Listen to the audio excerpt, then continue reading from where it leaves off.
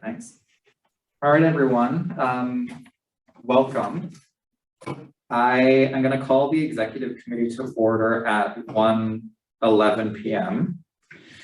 Today is Monday, November 29th, 2021, and I'd like to start off this meeting by acknowledging that I am hosting this meeting on the traditional unceded territories of the Coast Salish peoples.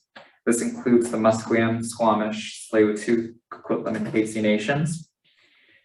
I also want to recognize that this is a hybrid meeting, and many of us here on the call today are calling in from these lands. However, many of us aren't on these lands today, and so I think it's really critical that we all acknowledge the lands that we are all uniquely situated on right now, respecting the stewards of the land in due course.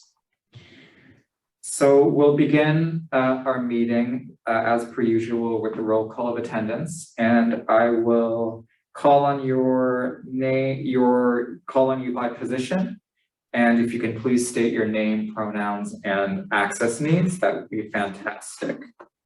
And so we'll begin with myself, President. Hi everyone, my name is Gabe Leosis.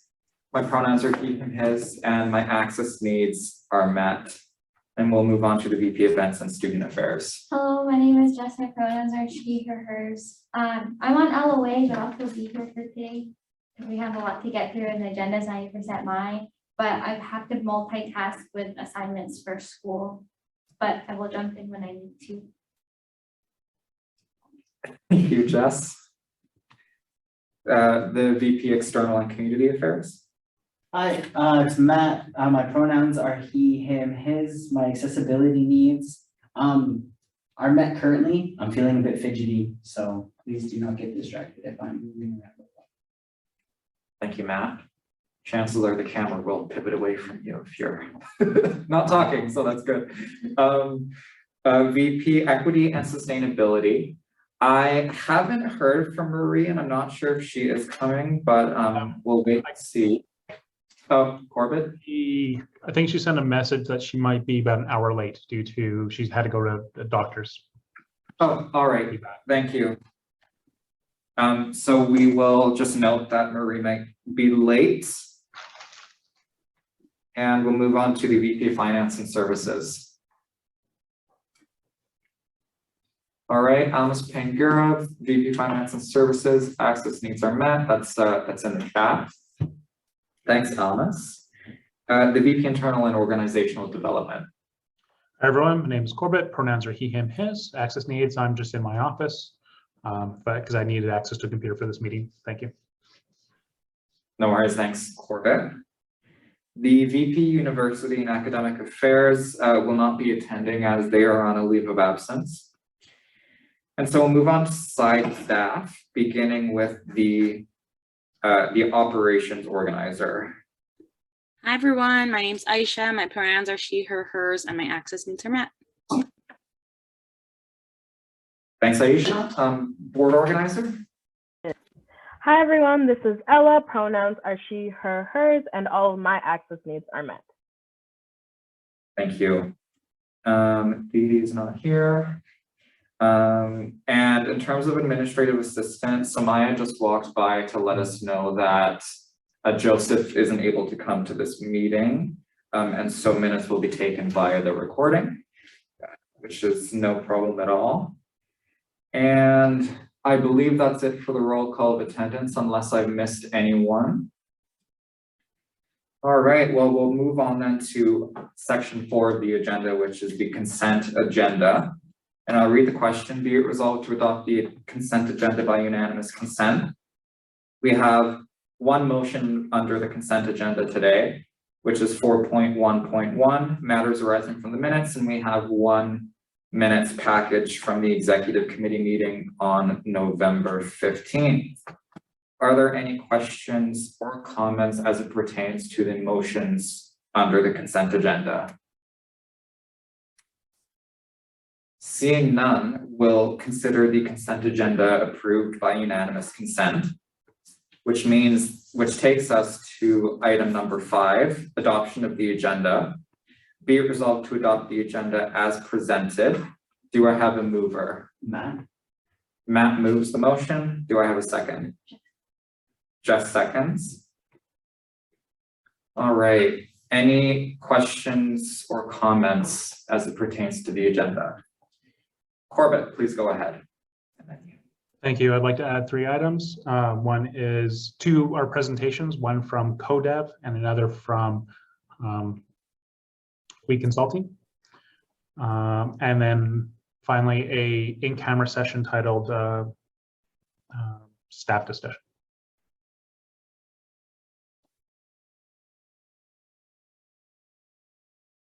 I have a feeling that's almost exactly the same. Submitted, but it's okay. Corbett, can you repeat the second presentation, please? One from We Consulting. We? Yeah, we.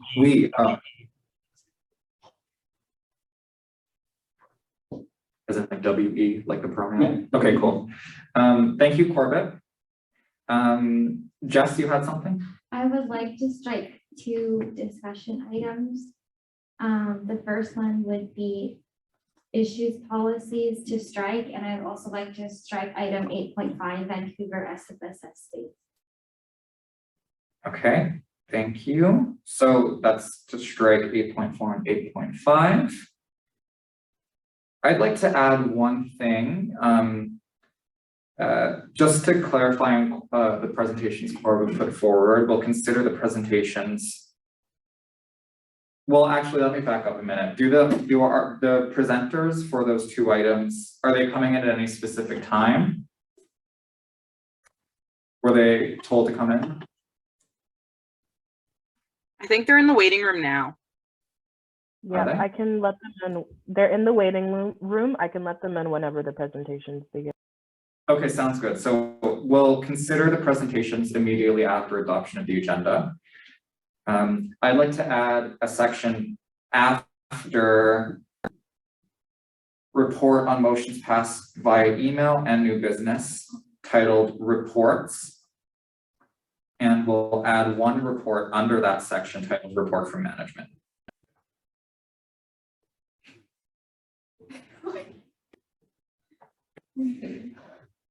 Any other amendments? Report from exec. Oh yeah, report from executive officers. Yeah, you're right. So we'll also add that under reports, another 1 report from executive officers. All right, if that's everything, then we need a mover and a second for that batch of amendments for it to take effect. So is there a mover for this? Jess, is there a second? Matt. All right, we'll put those amendments to a vote.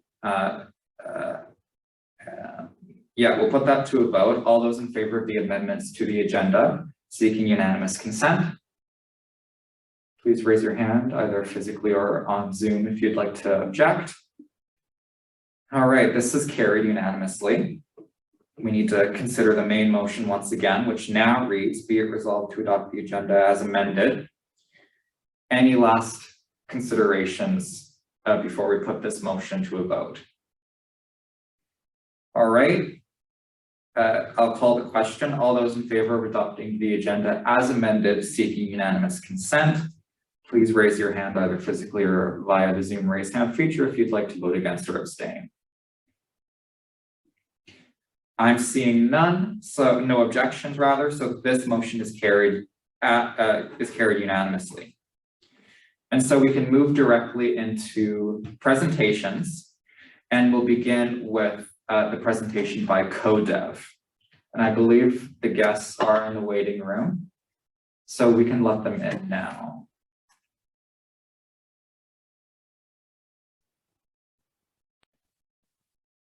Hi, Deanna. Welcome to the exec session. Just turn on your mic whenever you're ready, just to test that we can hear you.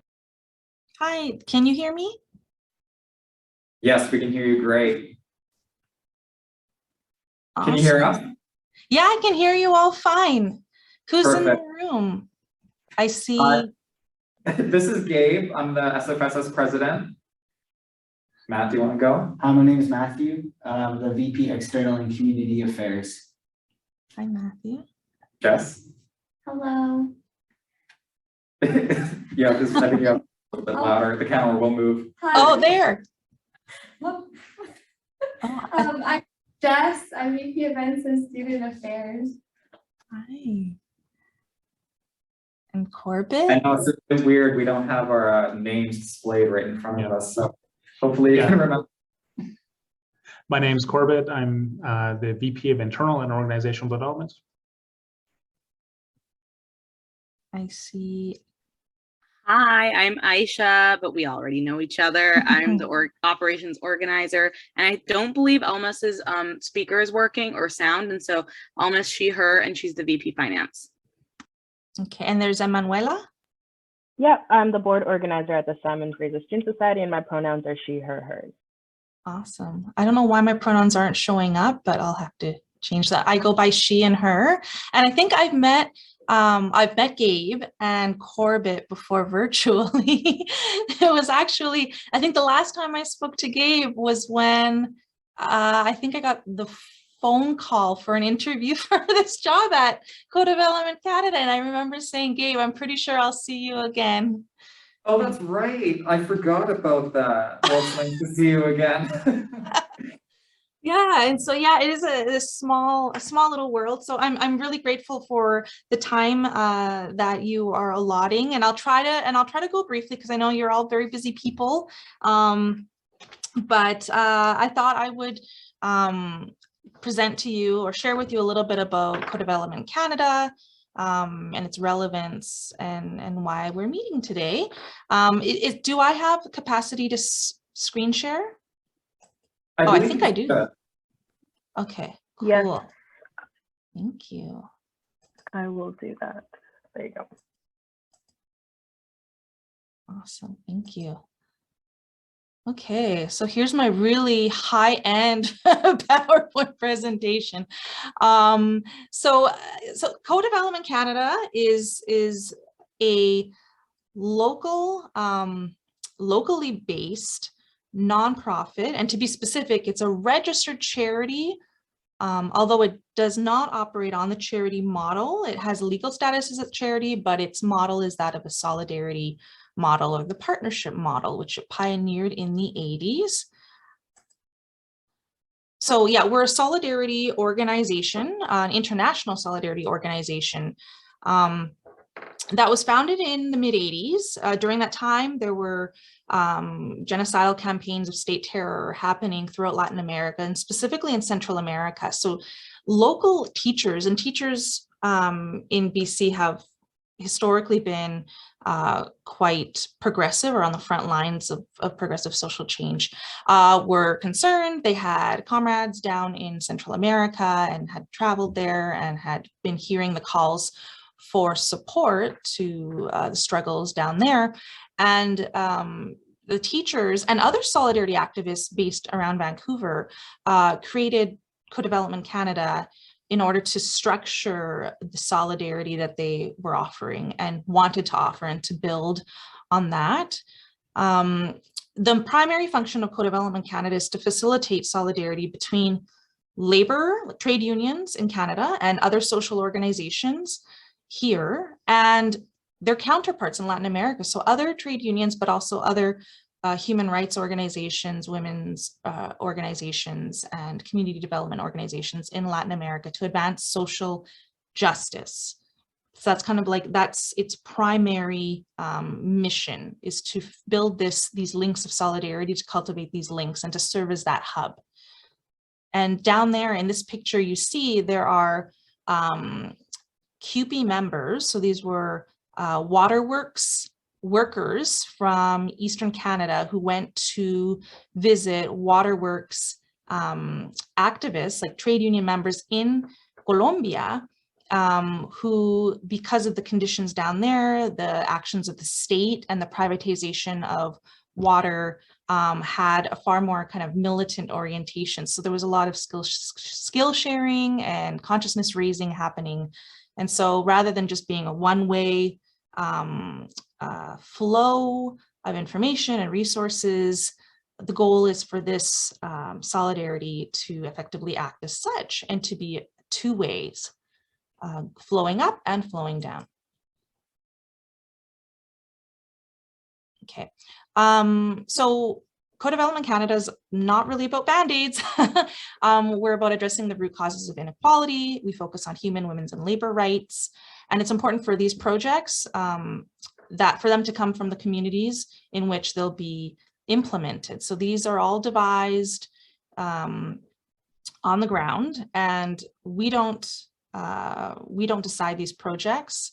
That's paternalistic and a very traditional way of doing development. So we just need to make ourselves useful here and to assist and acknowledge the privilege we have here and the resources that we have here to work with folks on the ground trying to improve their lives. And these are primarily women, workers, and disadvantaged communities or very oppressed communities.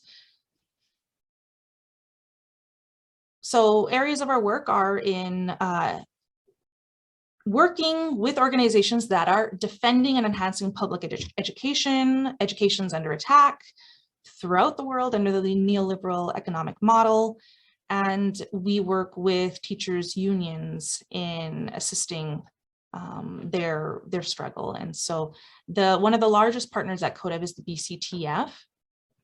And they're one of the largest funders, and that is like a 36-year-old relationship between BC teachers and teachers in Latin America.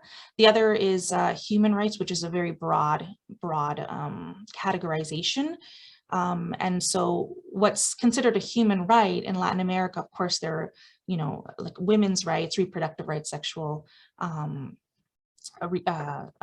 health rights, but also, the right to access regular, publicly funded, secure healthcare is one. And as we saw with water, water is a right and holds various meanings across the Americas.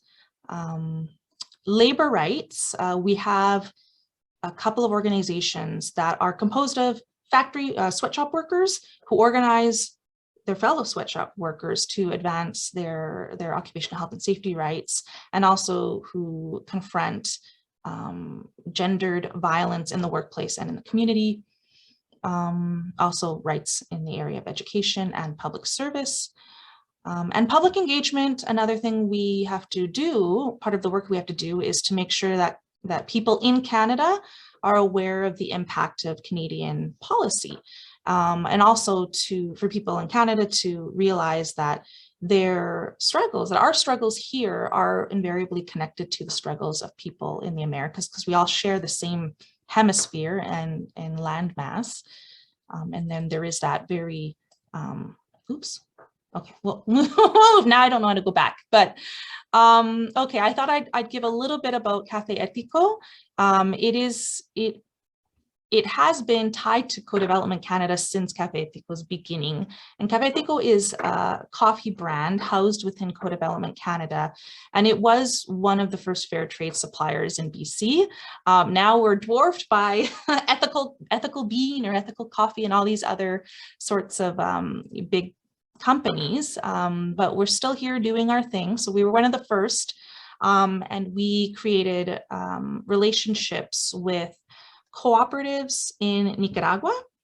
So this was in the wake of the Sandinista Revolution, or the original one, where landless farmers were organized into cooperatives and started growing various crops, including coffee. So we developed that relationship with the Nicaraguan cooperatives. The other one is the Committee of the Highlands of Defense in Guatemala. And so they're a human rights organization, but they also produce coffee, and we source our beans from them. There's also Chiapas in Mexico and Cuba. And we're one of the only suppliers of Cuban coffee in BC. So we supply coffee to the BCTF, Move Up, and others. We also have a number of restaurants and cafes that carry our coffee. We pay farmers over 20% of fair trade prices because fair trade prices are still really low. We have chocolate, tea, and fair trade Palestinian products, including zaytun olive oil soap, and za'atar. So the bones of co-development Canada, right? The foundation is the solidarity partnerships between those 20 plus labor and social organizations in Canada and the 22, or might be a little more now, in Latin America. And these are just an example of some of our Canadian partners, and we call them the Canadian partners. So, and actually, it's interesting because there's a lot of involvement with CUPE. I'm a CUPE member of Local 1004. That's our local, and Co-Development Canada is part of the CUPE BC International Solidarity Committee and Global Justice Fund. And that's kind of a historical role that we've been granted. So in addition to supporting the Latin American partner projects, we organize delegations of Canadian partners to Latin America. And so I believe this is the BCG and CUPE and some others. And even private members of the community can join these delegations. So you don't have to be a Canadian partner to join the delegation, but you would have to pay your own ticket. So usually it's easier for organizations to do that. This is in Colombia, and this, I believe, here is in Honduras. We also coordinate speaking tours of our Latin American partners to Canada. So we also bring our Latin American partners here because we acknowledge that not everyone can go down to Latin America. So we bring folks. This here is Sandra Moran, one of the first out LGBTQ plus delegates or politicians in Guatemala. She is a founder of the Sector de Mujeres not Sector de Mujeres, Artesana, or Nuestra Voz in Guatemala. So she is a big protagonist in Guatemalan women's rights, on the women's rights front. This is Berenice Celeda, the director of Nomadesc in Colombia, and she came up here and met the premier, like it was like, here's the premier, and was actually quite shocked because she had met a lot of the ministry or cabinet members, or some of them, like I think it was George Heyman and Janet Rutledge, a few other MLAs who had gone down on delegations because a lot of Canadian politicians come from the labor movement, especially on one end of the spectrum.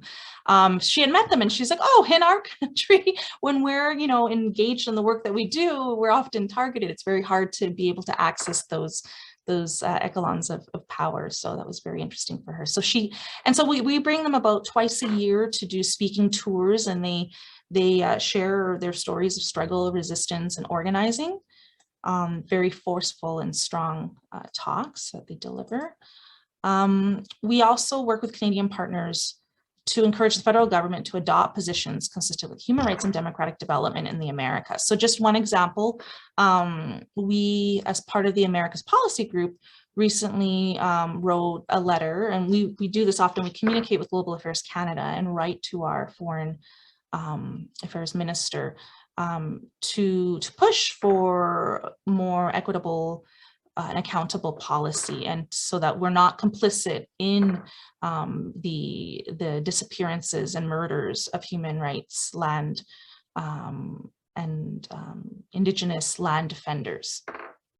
And that was Berta Cáceres, one of the more notable or more well-known examples of a human rights defender and Indigenous activist who was assassinated. So we sit on the Canadian Network of Corporate Accountability, the Americas Policy Group, and Cooperation Canada. So as I was mentioning, I'm the co-chair on the Americas Policy Group. And so we wrote recently a letter that was published in the Hill Times urging the new Minister of External Affairs, Melanie Joly, to hold Guatemala accountable, and because there's a tendency to give certain governments a free pass and to focus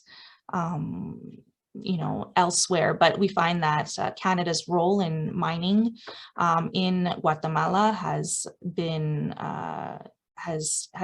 prevalent and has been kind of a center of struggle on the part of Indigenous and campesino communities. We also work with mobilizing with Canadian and Latin American partners when one of the partners is under attack. So here in this bottom right, you'll see some of them are BC teachers who were demonstrating in front of the Mexican embassy to voice their concerns about the murders and arrests of Mexican teachers. But also when the teachers in BC were on strike, Mexican teachers gathered in front of the Canadian consulate to show their support for Canadian teachers. Okay, so we have a couple of programs at CODEV. One is the Human and Labor Rights Program, and the other one is the Education Program. So again, the Human Rights Program focuses primarily on labor and women's rights, and also the rights to healthcare and public services. One of the more kind of elaborated projects is that of two maquila or sweatshop worker organizations. And these maquilas, these sweatshops, have really proliferated throughout Central America with the rise of free trade zones. And we found that, a lot of Canadian companies, and not just Canadian, American and European and elsewhere, have relocated to Nicaragua and Honduras, places where regulations are such that permit unabashed exploitation. And these are primarily women whose bodies are being pushed to 18 hours, 14 hours, 12 hours a day. So they do have very long hours, few breaks, and poor wages. And musculoskeletal disorders are rampant. And I'm going to, and this is basically just a case, and I'm presenting just one organization to you today. We have many, but this one I find to be somewhat relevant to SFU students, and I'll explain why in a moment.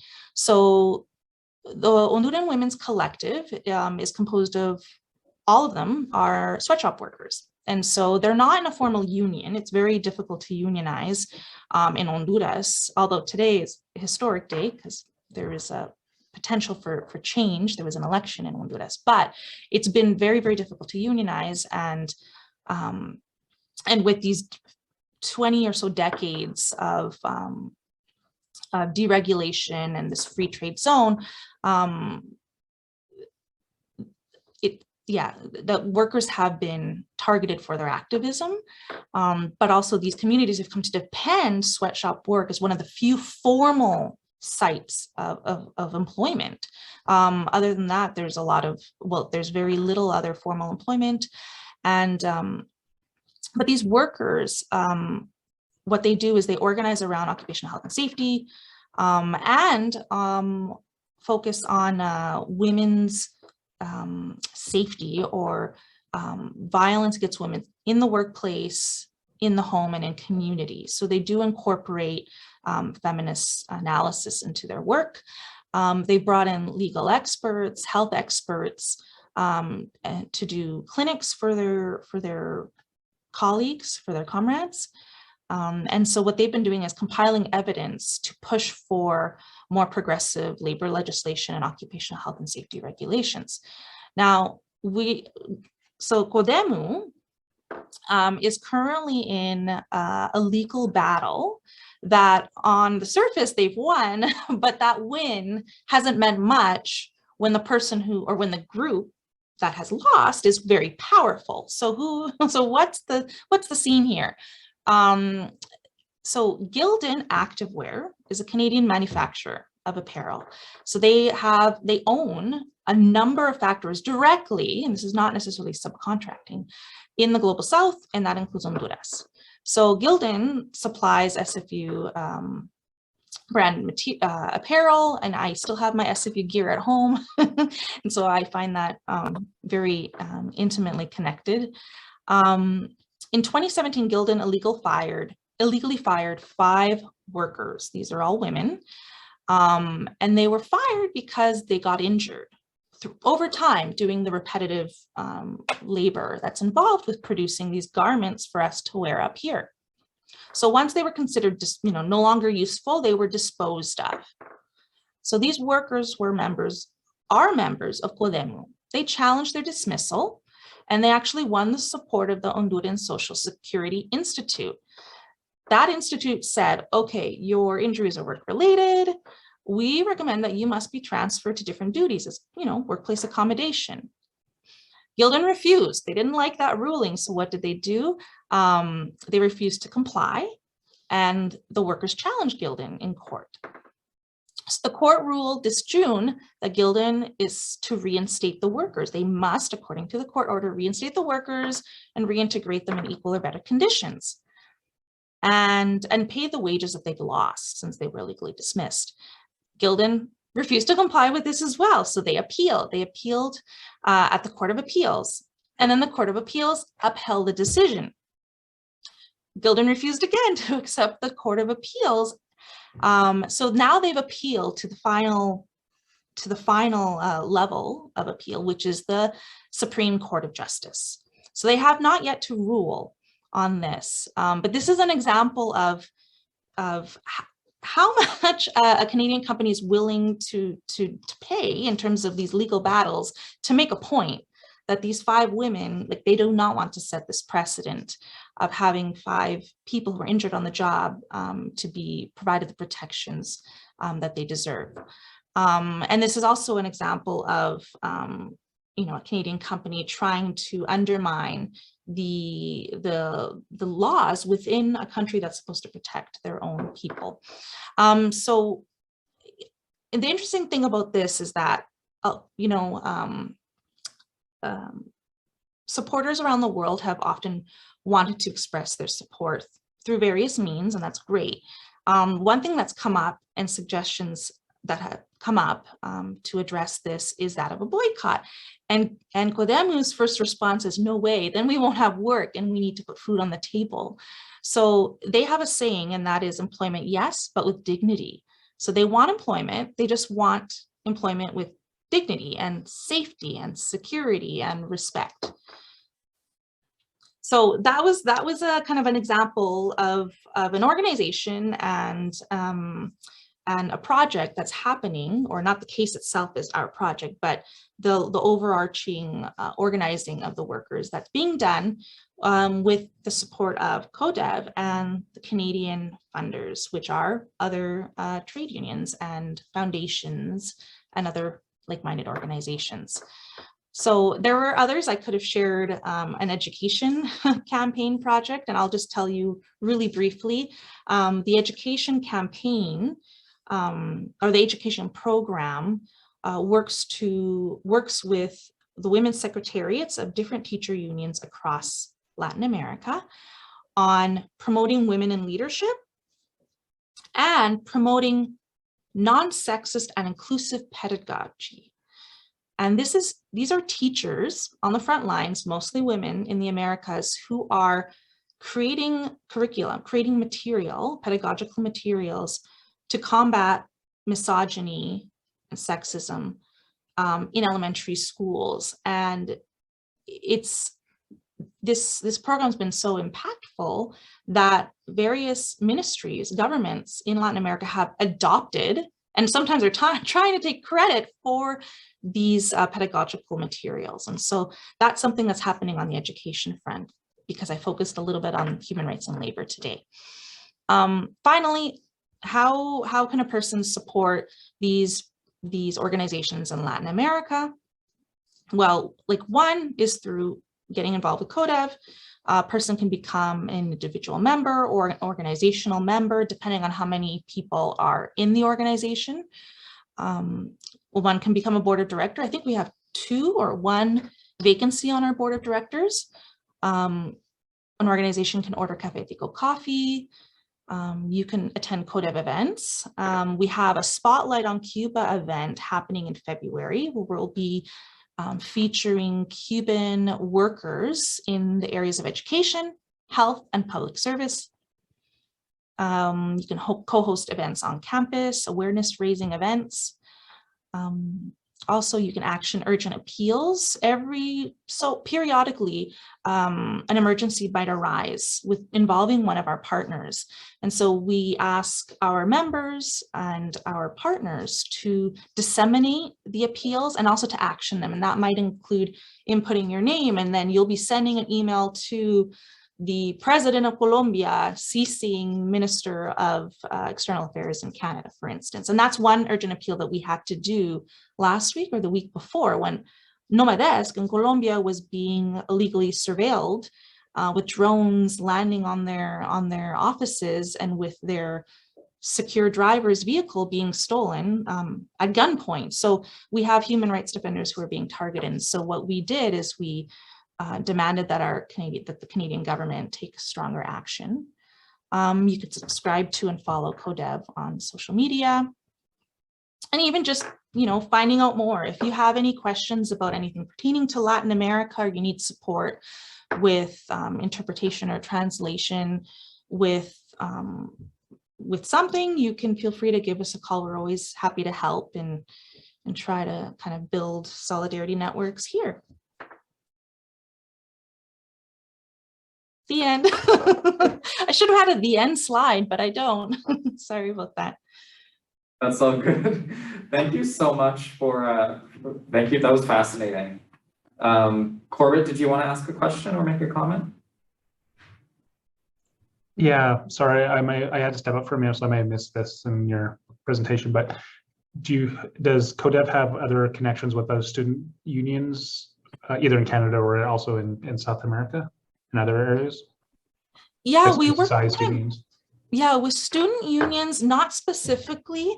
In Canada, we've mainly, when we've connected with universities, it's mainly been through faculty, interestingly enough. And I think that's because and that kind of had been the earlier orientation of CODEV. The founders of CODEV were largely teachers, the board directors, some are still teachers.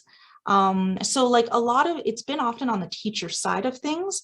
But the interesting thing is in Latin America, that divide, the solidarity is far more fluid in between, right? Teachers and students in Latin America, we don't, the teachers will involve the students and the students will come out and support the teachers. And it's less of a, wow, that's notable. Whereas here, there seems to be a little bit more of a formal divide. But no, and this is something that I think that I'd like to see happen, because students are on the forefront of change, right? Students are change makers, but students are the ones experiencing negative policy, right? And should have a say in progressive policy. And the previous executive director before me was a teacher. So there was also that, kind of still the focus on the teacher and educational, the educator side of things. Maybe I'm a little less removed from being a student. It was a few years ago that I finished my MA at SFU, but it's still very much something that for any organization or any movement to be successful, you got to incorporate the students. Yeah, I was at the first part of your presentation, I was talking about the connections between the different labor organizations in Canada and South and Central America. It just popped in my head, similar kind of opportunity for connection between the student societies, student unions in Canada and the ones in the same countries and the same areas to share advocacy and knowledge, experiences, policy, whatever, right? Just that seems to be a good opportunity for both ways. For the same kind of concept between labor unions working together and sharing stuff as also as student societies in different countries. Yeah, no, I love that idea. There's no reason why it shouldn't. I know for the historical purposes, it makes sense why it was teachers, but it doesn't have to stop there. Yeah.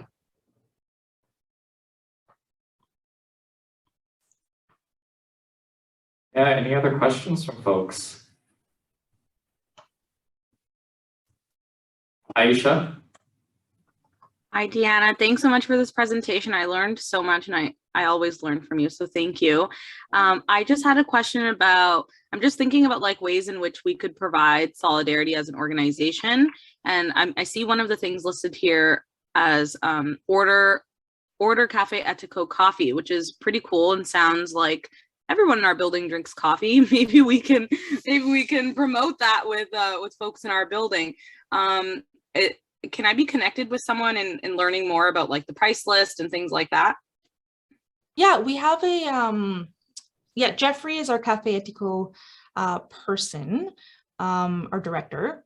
And he would be probably the best person who can give you all the information on that. We do provide Cafe Etico to UBC, to 2 cafes that I think are student owned, but I think UBC still has student owned businesses, where I think SFSS years ago eliminated those student businesses. Is that correct? Yeah. Okay. So, but yeah, I mean, for staff, of course. So yeah, we take small orders, large orders. So I'll get you in touch with Jeffrey and he could provide you folks with more info. Thanks. I'm also thinking, I don't know if I'm speaking out of line here, but maybe something that our that the student led, I think that this is Matt's portfolio with like lobbying and things, might be interesting to have future conversations about this. Yeah.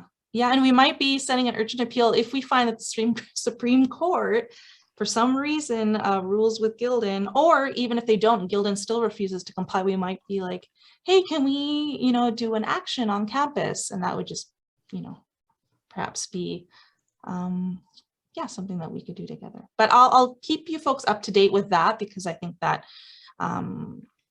is, immediately kind of relevant to SFSS members, which are students. And so I'll share along. Who would be the person for external organizations to contact? That'd be Matt. Yeah, that would be. I can type my email in the chat. Sorry, this is kind of like, I just wanted to also mention that to say thank you for coming in to present. It's really important just for us to be aware in regards to like how we can support even outside of our, like in the capacity that we have to reach students as well as community. And if there is anything in regards to lobbying efforts or things that we could sign off on, definitely we bring that forward, like in our either in our exec meetings or even within our council at a bigger capacity. I think it might also be worth connecting to I don't know if you probably know, but like the students like a Central American like Latin, like their association, just to see if there's any connection like there. Are you already connected with students from SFU in that group here? Ooh, no, not yet. See, I came on board here at CODEV a little while ago, and so I'm actually right now at this point very interested in bringing the students on board. And I used to be way back when I was an undergrad, a member of LASA, but I know there's LASA, but I don't know how active it is now and how to get in contact with those people.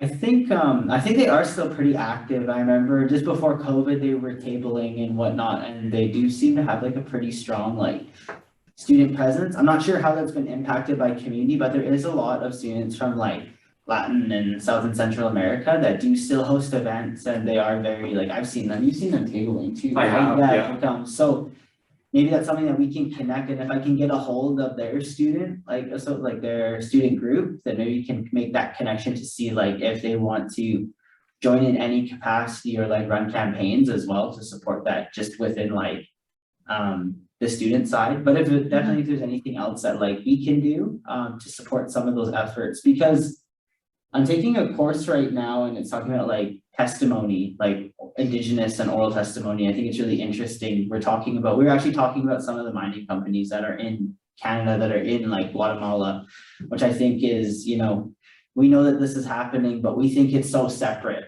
but we all contribute to that as well. So I think once we understand what's happening, we can't say we don't know, and we actually have a responsibility to make sure that we speak up and do our best. Like, when we talk about either being ethical or supporting other people, like we need to make sure that we're being reciprocal of those efforts, whether it's, you know, trying to understand what's happening with Gildan or even like these mines and things like that. So I just want to say thank you for bringing that up, and I hope that we can support in some way. Yeah. Yeah, no, I'm really glad. Thank you. And thank you for sharing that. Yeah, Canadian mining, and there's a history at SFU with like blindly supporting projects, even if they violate, you know, human rights and Indigenous rights. Ah! I know, remember the Gold Core room? Is it still there? Yeah, it's still, no, well, they It's- have the whole Gold Corp Center downtown, right? Like, Oh, the remember, center. And yeah, there's- like Yeah. Woodwards, yeah, they took a big thing from Gold Corp, which is, No, and the Barrick Gold, is Barrick still a thing? I'm not They- sure. They change names out for rooms in downtown. I don't know which ones are the current ones. It changes from year to year sometimes. But yeah, there is still probably, you could probably still look around and take some, like, check it out. Yeah, wow. But yeah, and I'll share actually with you. I can't remember your name, VP External. Matthew, Of course, Matthew. I'll share with you some recent open letters that we've co-written with the Americas Policy Group that does really highlight Canada's role in human rights conflicts in Latin America, Canada's role, particularly in mining. And in fact, one fun note before I get off, we had written to the Canadian ambassador in Colombia. Now, this is not about a specific mining issue, but this was about our Colombian partner, Nomadesk, who was experiencing that illegal surveillance, and they're very much always constantly in fear of losing their lives. So she never emailed us back. And I checked her Twitter, and she has a selfie of herself in a vehicle. She's being conveyed to a Canadian mine, and she's talking about how excited she is to visit this mine. And I'm like, okay, it's very clear where your priorities are at this point. Okay. Oh, okay. No worries, Marie. So anyways, I will allow you to conduct the rest of your work. I don't want to take too much time, but thanks again for your questions and for your interest, and we will be in touch. Thank you so much for coming in. Can you send us your slides if that's possible? Yeah, I can do so. Fantastic. Thank you so much. Okay, thanks. Bye. have a good day. Goodbye. Quick note, before we start the next presentation, do you want me to put the chat on the side so you can see if people listen? Yeah, you'll just have to exit out of Yeah. full screen. Just so because- it's hard to see if stuff comes Yeah, up. well, you can't actually merge it to the meeting window if you're in full screen. It has to be like, Oh. yeah, like that. Yeah, And then you can click the chat and then, Yeah, that's better? yes, Cool. perfect. Thanks, Matt. Okay, awesome. So I will let Jordan and Michael into the room now. Thanks, Ella. Yeah, so we're moving on now to the next presentation, which is from We Consulting. Hi, Jordan and Michael. Thank you for joining us in the exec meeting today. Please just turn on your mic so that we can make sure we can hear you.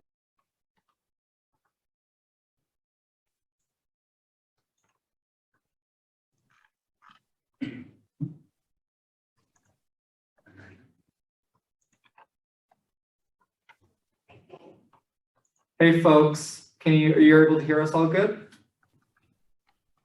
Yeah, I can hear you fine. Hello. Fantastic.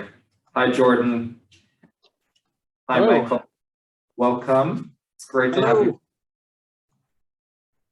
We're in a bit of a hybrid meeting today, so we have a couple of us here in person and some on Zoom. My name is Gabe. I'm the SFSS president. Matt beside me, Matthew Provost, he's our VP External. Yeah, the floor is yours whenever you both are ready to get started. And if you need to screen share, you should have that ability.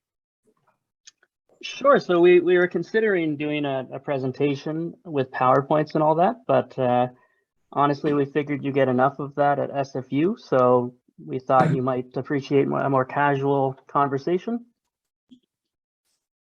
Sure, that sounds great. Unless you'd like the sales pitch, we can do that. It's all good. For the folks on Zoom to do a round. Of introductions? Yeah. Sure, yeah, yeah. Corbett, would you like to start us off and then we can just go popcorn style? Sure. My name's Corbett. Sorry, introductions, right? Yeah. Sorry, I zoned out for a second. My name's Corbett. Pronouns are he, him, his. I am the VP Internal and Organizational Development. Thanks. Hi, I'm Aisha. I'm the operations organizer. Pronouns are she and her. Hi, this is Ella. I'm the board organizer. Pronouns are also she and her. Almas and Marie both do not have access to their microphones right now, but Almas is the VP Finance and her pronouns are she and her, and Marie is our VP Equity and her pronouns are she and her. Okay, well, I'll go next. My name is Jordan Grundy. My pronouns are he and him. I'm an account representative and consultant with WE Consulting and Benefits. And I guess one thing you might not know about me, I lived in China for 5 years and I have an education background and marketing. Mike? Well, hi, my name is Michael Porteous. I'm the president of WE Consulting and Benefits. And my pronouns are he, him, his. I'll give you something that people might not know about me as well, too, is that I'm an accountant in way back when. So you're going to be very bored today.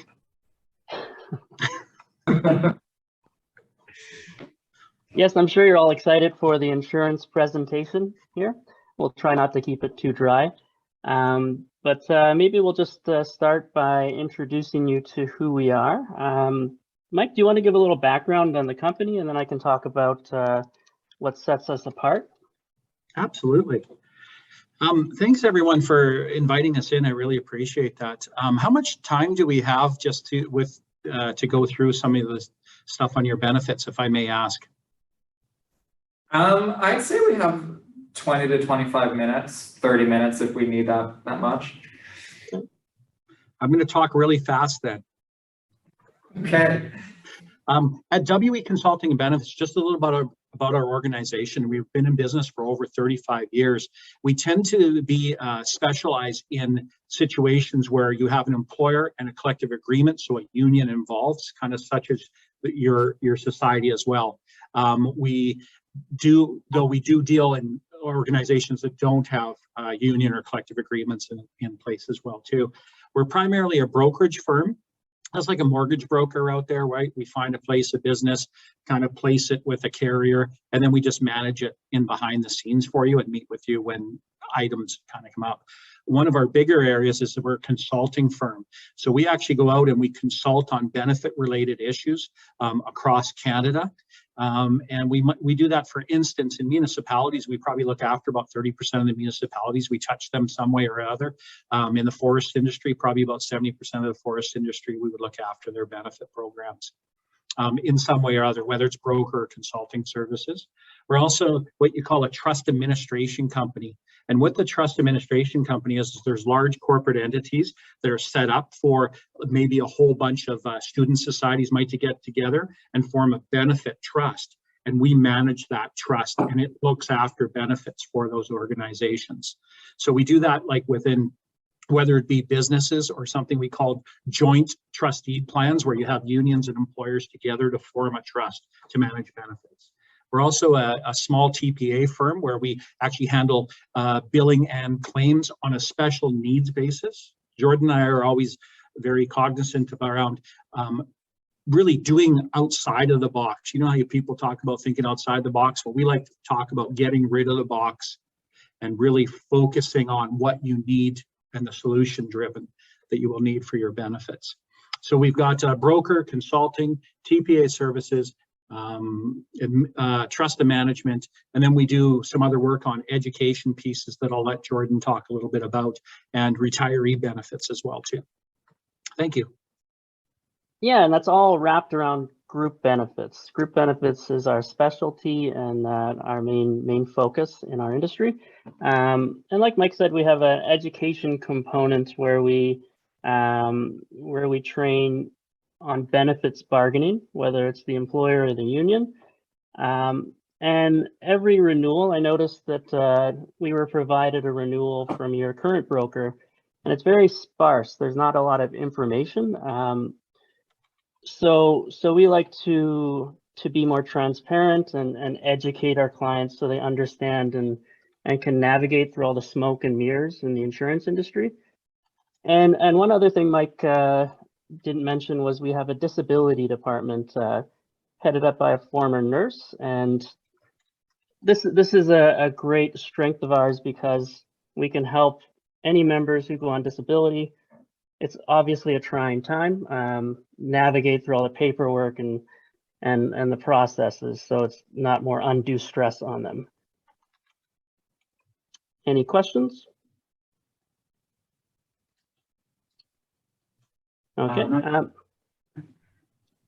So our main added value is service, essentially. If you need assistance with anything, or your members need assistance, we'll actually pick up the phone, and there's one point of contact. You'll have a dedicated team. I would be your account rep, and then we would have an administrative lead role as well for your members to reach out to. And you don't have to navigate through those automated menus and all of that to get to the person you need to talk to. We actually pick up the phones. Okay. So maybe some questions on our end then, if you have no questions. I think a question, oh, sorry, Liz. Go ahead. I think some questions that I would have is like, what is your background working within, like, have you worked with other student societies? And what would be, if you have, what is your experience with that? Mike, I'll let you answer that since you've been with the company longer. We actually, I have come up across student societies. I don't actively work with any right now, but I did do some consulting work, and I have to dig out who it was. We actually did some work quite a few years back on some work with regards to the student health and dental program as well too, right? That was right across the country. But we're really big on society. So societies like yourself, we actually have one of our specialists on our team who deals with the association and societies as well on there. We're very familiar dealing with boards, if that's where you're kind of going. That's probably the biggest advantage that we would have, is dealing with a board such as yourself. And we understand the structure of the board and how everything plays out below that, right? With the, whether you have your executive assistant running the organization or whatever, you're using stuff in there. Our benefit skills are really known in the industry. Usually we get referred. Most of our clients come to us from a referral basis. We really don't actively go out and pursue and look for new clients. It's usually when another consulting firm, brokerage, or administration company has an issue, and they'll actually direct them to us to help them solve any kind of issues they may have. So in the benefit world, what I really like to talk about with everyone is the product, the price, and the service. And how that relates in the benefits is you have your internal plan right now, and you look at your price and you figure out, does that price work what we have? Are we getting a fair amount of money for what we're paying for? And then we switch to the product. Is the product working for yourself, the board, the organization, the society itself, and the members of that plan, so your staff? Is it working? And then we also go and say, what about the service for that plan? How's the service happening? Is the current existing broker, so your case, you have a broker involved, is that working for you? Are they doing their job and informing you and letting you know and giving you the time you deserve as a society, as a client of theirs? And then the insurance carrier, look at them as well too. You have Pacific Blue Cross, I believe, in place right now. Are they working? Are they providing that as well? If all three of those that you're happy with, then really, you need to stay where you're at, right? That's what we talk about with you, because if there's no sense on going and breaking something that's working. If your product's working, your service is working, your price is working, no need. But if one, or more importantly, if two of those three are broken, you really should start looking to see what else you can do. And it might be a simple fit. There's nothing wrong with the insurance carrier you have with Pacific Blue Cross, but I would pose the question, are you happy with the service that you're getting? And are you happy with the product and the price? And, you know, I'm not sure if you can answer that at the board level. Okay. Yeah, I think another question that like I had, and like that makes sense, so thank you for sharing that. And we've kind of moved away from that model with an executive director and things like that. We've actually gone through a restructuring within the last year. So it might be a little bit different from what you are familiar with working with as of right now. Another question that I have, I was looking on your website and it doesn't really currently have who you're working with right now. So I don't know if you're able to share that, but are you able to kind of give us a background, like who you've worked with in the past, and maybe what other organizations you're working with currently, just to see if there is an alignment with our student association? So that's another thing. We try and keep our relationships with our clients private unless they give us permission to share that information. We can speak in generalities. Like Mike said, we work with the forest industry. We're a big player there, and we work with several municipalities across BC. Mike, do you have anything to add there? No, if we got down to it and you needed some references or something, then absolutely we talk to you about it. But we do protect the confidentiality of our clients. And out there, if you start asking around at the insurance carrier level, so we're talking Pacific Blue Cross, Manulife, Sun Life about our organization. They're going to speak very highly of our organization. We actually have insurance carriers that come and ask us questions, particularly when you have, like you do, a union involved, right? So you have some union staff workers as well there too. We actually teach courses on benefits to HR departments and to unions as well.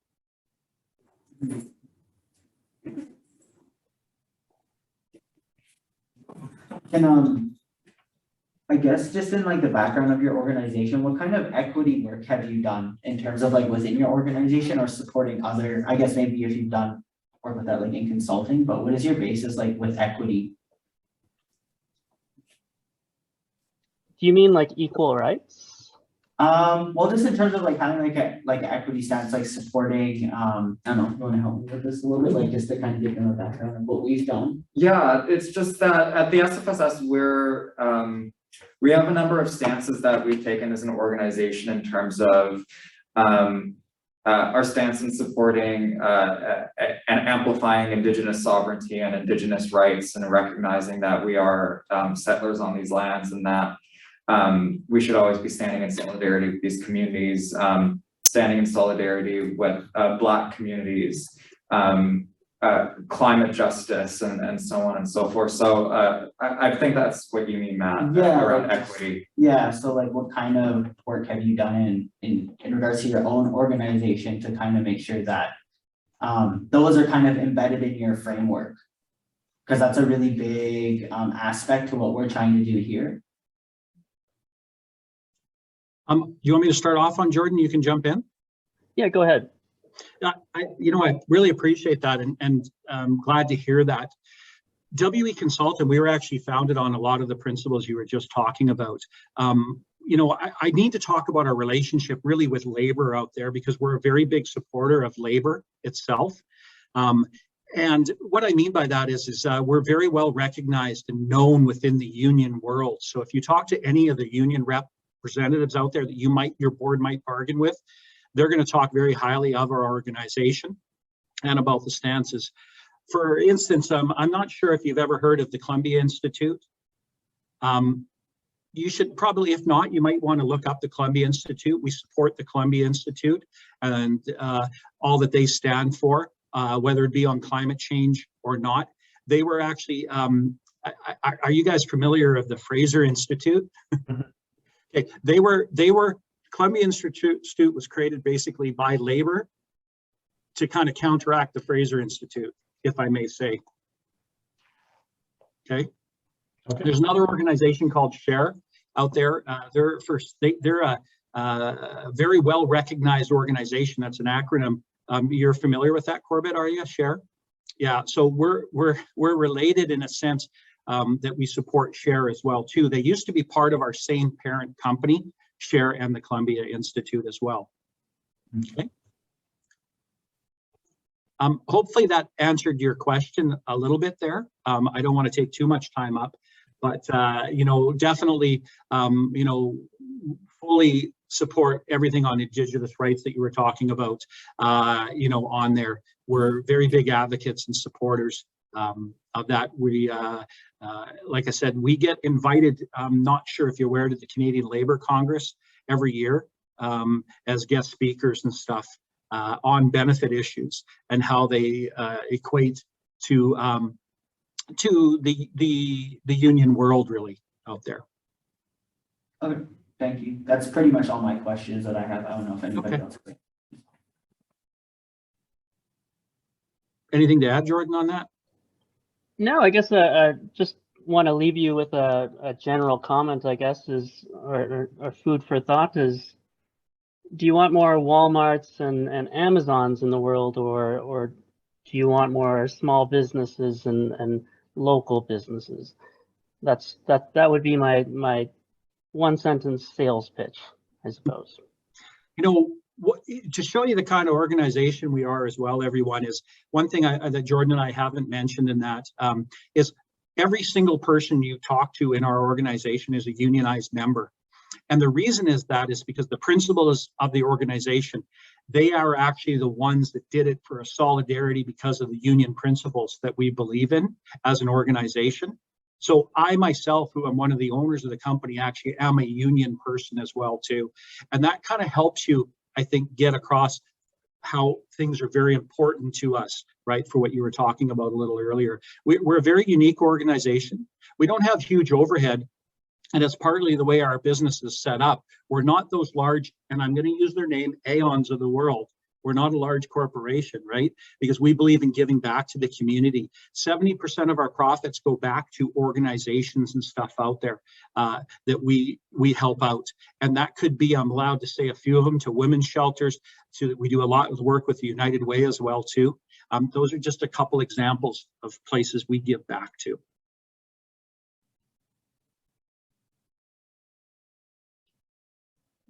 Thank you. Yeah, I just want to make sure there aren't any more questions from the execs. I love questions. Come on. I have questions from our staff. Yeah. Are you sure, Ella? Did you have any questions or lingering thoughts?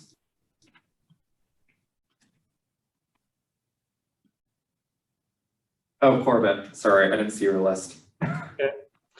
Just to kind of bring it back onto the person meeting, your role with us would be primarily focused on the health and dental plans for our staff, correct?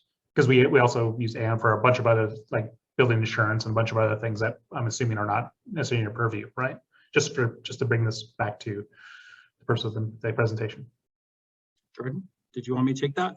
Yep, that's right. Like I said before, we're primarily focused on group benefits. We used to have property casualty involved in the business.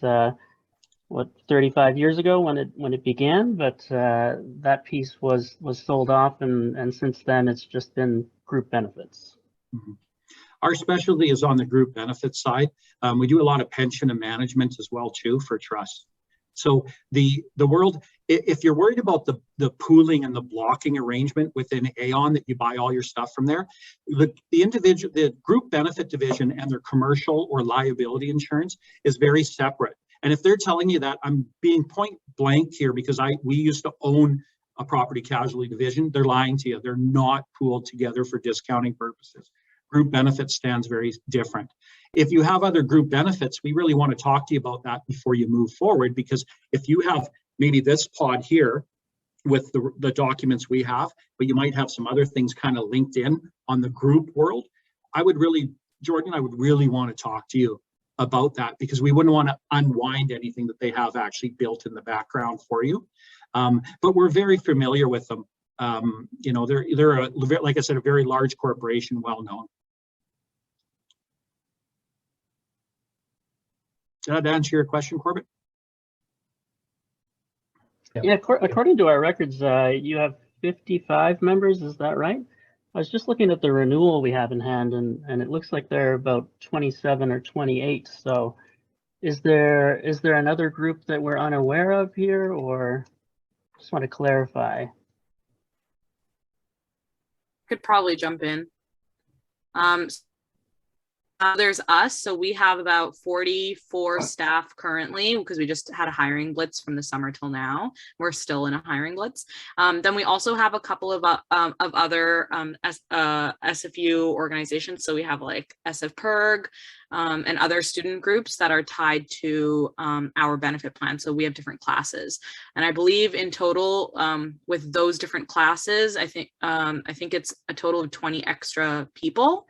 So if you add that to us, it's probably around 60-ish, something like that, people. Okay. Thank you for that clarification. That's a good size. And if you went through a hiring, do you expect that hiring to stay at the same level, or do you fall down through the summer months? Do you kind of reduce that until the next semester or next year semester start? Good question. So we're pretty much, we try to be as stable as possible. If not, actually, we're increasing our labor. But the only time that there's like substantive turnover is when we some of our student employees graduate, and then they're no longer student employees. So that's an indeterminate amount of time because we don't know when they graduate. But yeah, other than that, we hope to increase our workforce. Yeah, I would notice that. Like, I don't want to get into too many details, but that renewal document, when Jordan and I were reviewing it, we noticed dental claims spiked. Usually that's got to do with a staff turnover. So maybe new hires or people leaving or something, wanting to get their dental work done before they're gone. So those are kind of things that we would talk about in the future, right? When you're looking at the benefits themselves. So I'm not sure if that occurred for that last renewal, which would have been the last year, like, you know, maybe 6 or 8 months before that. Something kind of sparked in my mind saying something changed. You probably had some staff turnover there. Yeah, that's exactly what had happened. There was an influx of management, and then the students reorganized the organization, and then there's much less management now. So that explains that. I see Ella's hand. Yeah, I just wanted to shift gears a little bit. Michael and Jordan, if you could follow up after this presentation, just with high-level points from your discussion today. I'm going to put an email in the chat. Just send it to that email, and so we are all informed about the conversation today, and that is all for me. Absolutely, yep, we can do that. Just one last question before we let you go, or you let us go. Are you still in bargaining? Is that still ongoing? No, that's concluded.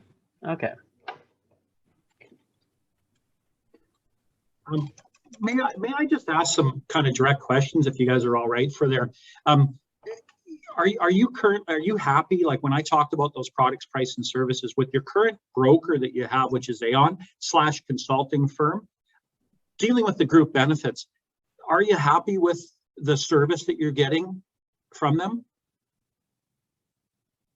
Yeah, Corbett, go ahead.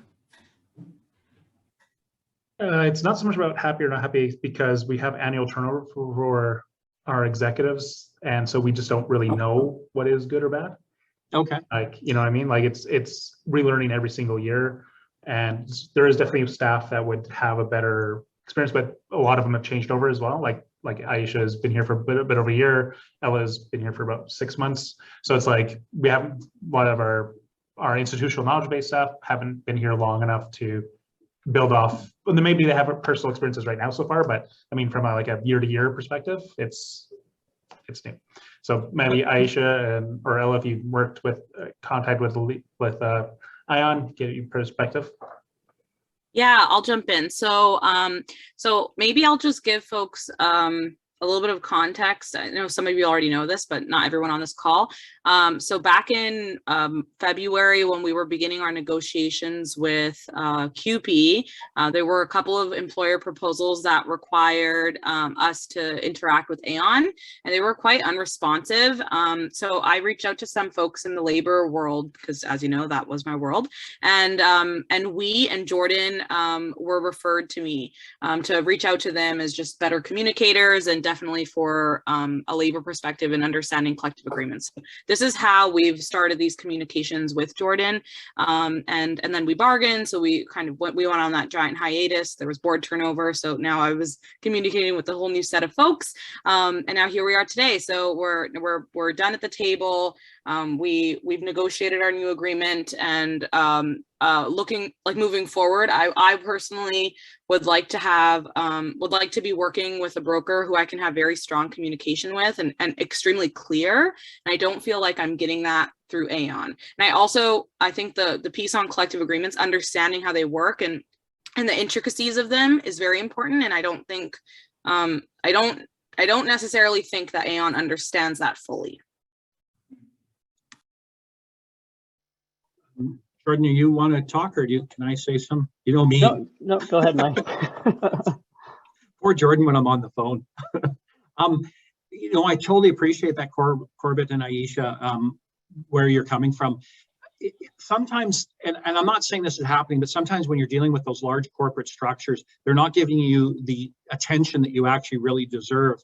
We deal a two-person group, because that's the smallest group you can really have. A two-person group, we deal the same as a 500-person group. And I can tell you, we do that for our clients. We don't have our clients, once they're with us, they don't leave us because of our level of service that we provide. Corbett had mentioned about there's a big turnovers and stuff, usually with new boards. And as yourself had said, there's some new staffing turnovers and executive turnovers. We will help with the education on how to unravel those smoke and mirrors Jordan talked about earlier with benefit worlds. That is part of our service when we're providing the broker services, because you get that value-added consulting and training benefits of us. The other thing is, which Jordan mentioned earlier, is that one point of contact. Aisha has one point of contact to call up and to get things handled. So if you have any of the staff that have problems, they can go directly to Pacific Blue Cross. But if there's something that doesn't get fixed, we will help you. They're not left in limbo, or like Aisha had mentioned, trying to get a hold of someone at Aon. With us, we answer the phone call. I tell you, when you call, you will, unless it's after hours, someone will answer the call. It might not be the person that helps you, but they're going to make sure that person, you get directed. You're not going through a whole bunch of lists and directories and pressing 5 and stating the nature of your reason, right? And even after hours, sometimes we'll answer the phone. And I've spoken to some of our admin staff, and they're replying to emails at 10 p.m. at night sometimes, and they're fixing problems after hours. So, and that is not a requirement of their job. That's just because they like their job and they enjoy their clients. Yeah. I was just gonna say, sounds like they need a union. Well, that's the whole thing. Is as I mentioned, we have a union. We actually have 2 unions in our organization. I'm a United Food and Commercial Workers Professional Division, UFCW 1518. So half our staff are that. The other half are United Steel Workers, Local 1-1937. And it is not part of their job. I'm always sitting there saying, you guys got to have fun. And they go, well, no, I like to help the clients. But we recognize that. And there's a reason that we don't have staff turnover, just like client turnover. People enjoy working with our organization. And that's why we have a lot of people out here. So I totally appreciate that. Those are great comments. So I talked about the service, and Aisha, appreciate your comments, Corbett, about that as well, to give the boards a little more direction. Then we talk about the price. The price, you really don't know if the price is good or bad, because of really, you're not getting the information probably from your current advising firm, right? The consulting broker firm that you have. So that's an unknown. And then the product, is the product working for you and stuff? And the product can be Aon's product, them giving you service, or it can also be Pacific Blue Cross. And I imagine, since that is probably working for you, because you'd have your staff telling you if there wasn't problems and stuff dealing with either Pacific Blue Cross on issues or not. So is that fair to say? Can I jump in? So with the new agreement, Pacific Blue Cross has actually been really unresponsive with our HR software. We use Collage. So when our staff requests certain benefits in Collage, although they've requested it, or they submit their benefit or whatever, and then Pacific Blue Cross, everything kind of goes radio silent. So I would say that there's much to be desired in the communication between Pacific Blue Cross, Aon, and Collage, and it's causing a lot of harm with staff, because we have folks now submitting claims, and then Pacific Blue Cross will then deny the claim because they didn't read the new collective agreement that says this, and they haven't updated it yet, and then folks are out money, and that's happened a few times already. And so sorry, if anybody else, I kind of don't want to jump in too much. I get mad when I hear that about people not giving them service, right? So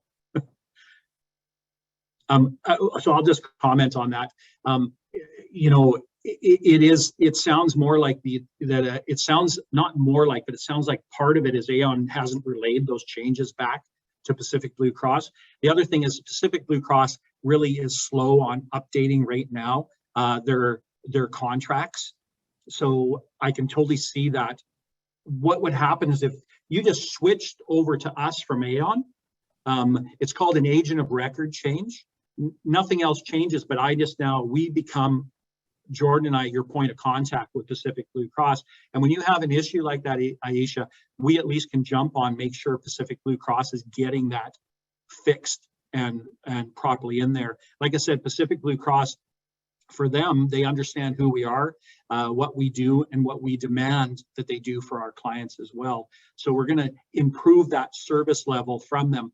But they are going through a lot of trials and tribulations themselves as an organization. You're going to see and part of it is with Pacific Blue Cross going through some restructuring.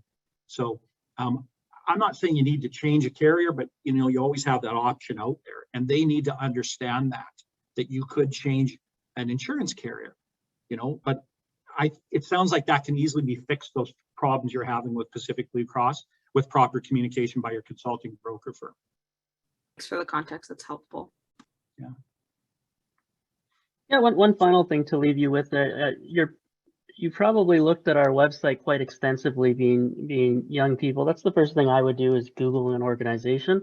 And I think it's reflective of the fact, like Mike said, we get a lot of our new clients from referrals.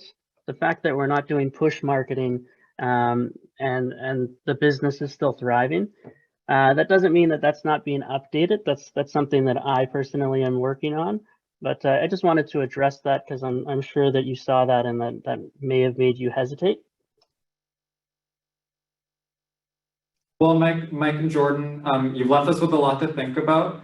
Thank you for coming in today and having this casual discussion with us. And yeah, really, really appreciate your time. All right, thank you so much. Thank you very much, everyone. And if I can just leave you with one more thing, the way that benefit structure is set up, Aon's called your agent of record, like I said. It's a very easy change. If you're not happy with their service, you can appoint another organization. If you choose it to be WE or a different company, it can be done anytime. And you can also get rid of that company anytime as well, too, if they're not doing their job. And it's always important for people to recognize that. Okay. But thank you. Okay, have a great day, everyone. Bye. Take care. You too. All righty. Yeah, I was just going to ask. Did folks want to take 5 minutes just to get up, go to the bathroom, and stretch? Marie listed. Marie, we're in the staff boardroom. Okay, cool. I'm coming. Okay, cool. We'll take a break then. We'll come back. Let's just say 2:40. Yeah. We'll resume. Okay. Thank you. All right, see, we can reconvene the executive committee at 2:46 p.m. And we have section 6, which is report on motions passed between meetings via email. So this is just a report on a motion that was passed by the exec via email between meetings. We have student union building holiday decorations. And the motion passed is as follows. Be it resolved that the executive committee approve the funding allocation of up to $2,500 from line item 81630, good and welfare. It's in Zoya's office. Yeah, thank you. And be it further resolved that the executive committee in the spring term look into additional funding to be allocated for one-time purchases for other holidays and celebration events that will be happening in the Student Union building moving forward. And this motion was carried unanimously. And so this brings us to our next section of the agenda, which is reports. And the first item is report from management. And we have the board organizer and operations organizer present with us today. The building manager did send kind of in a written report that I can read out loud. But Aisha or Ella would like to go first. I can go first. Thanks. Okay, so I'll just try to zoom through this. So we had a 5S meeting. For folks who don't know, it's SFU Senior Society staff. So we just call it the 5S meeting. We had that last week, and there were some meeting outcomes that came out of that that are probably going to be of interest to you folks. So one is the co-op student funding project. It was Corbett and I had a chat a few months ago about securing some co-op positions from SFU, and I was met with a big fat no from SFU saying that SFSS doesn't qualify for such funding. But I had already learned that SFPIRG had received that funding, so we raised it at the 5S meeting and learned that Embark was also looking for a co-op position, and I think the Peak as well. So we'll be starting a project where we're going to organize together amongst all the groups to basically lobby SFU to give us some co-op student funding. So we're going to do that groundwork, and we'll have to loop you folks in when we're towards the end, when we actually start communicating with SFU. So thought I would let you know. Then we also have the banning members policy. This was raised by a number of society staff who had outlined that there are some folks who are accessing spaces who are causing harm to others, and it is posing as like a health and safety risk to members and to themselves. So we did raise this at the meeting, and there seems to be some language that other folks in the 5S group have already to kind of like not necessarily ban members existentially, but like physically from the space for safety reasons. And so we started circulating, for example, SFPIRG shared their language that they've crafted, and we're going to be looking into crafting some language that we think would be fair. And then all our constituency group coordinators are also in those meetings, so they have a space to share. And then obviously we'll have to bring it here and to have student input before that gets finalized. So that's another project that came out of that. And then finally, that kind of stemmed from like the elephant in the room, which is addressing the lack of security. And it seems to be that everyone in the 5S is interested in alternative forms of security from an abolitionist framework. So we would like to all look into getting some abolitionist framework training and see like what our options could be with like third-party alternative security and things like that. So yeah, those are some cool discussions that came out from that. In terms of hiring committees, there are always a lot, but there are a lot now as well. So for MSAA, we've hired one, and she'll be starting January 5th, which is exciting. We had to hire her because we have a couple folks going away on co-op, so we don't want to leave the clubs high and dry. We have admin assistant hiring committee. We're hiring 2, and they'll be interviewing will begin next week. Accessibility coordinator hiring committee, it's open. We will start interviewing Monday. FNSA coordinator, that's closed, and I believe they're in the decision-making process. And I heard from last council that FNSA has since changed their name. So I'm also wondering if we should change the position name and everything else associated with the FNSA. I see Jess has a thumbs up. Okay. And then building coordinator, we just posted today. It's opened. We're hiring 2 for those to start in January. And for folks who don't know, our out on campus coordinator started today. So if you do see Jude walking around, give him a high five or whatever you'd like. So then for SLO duties, oh no, sorry, I misspoke. Jude started last week, but today's like their orientation. Okay, so anyway, SLO duties, I'll just leave that there, and maybe there's another opportunity for us to chat about that. And then operations, in terms of operations, we have the exec position description review project that I volunteered myself for from council last week. The sub holiday party, it's tentatively scheduled for December 18th, which is exciting, and hopefully that will also include exec.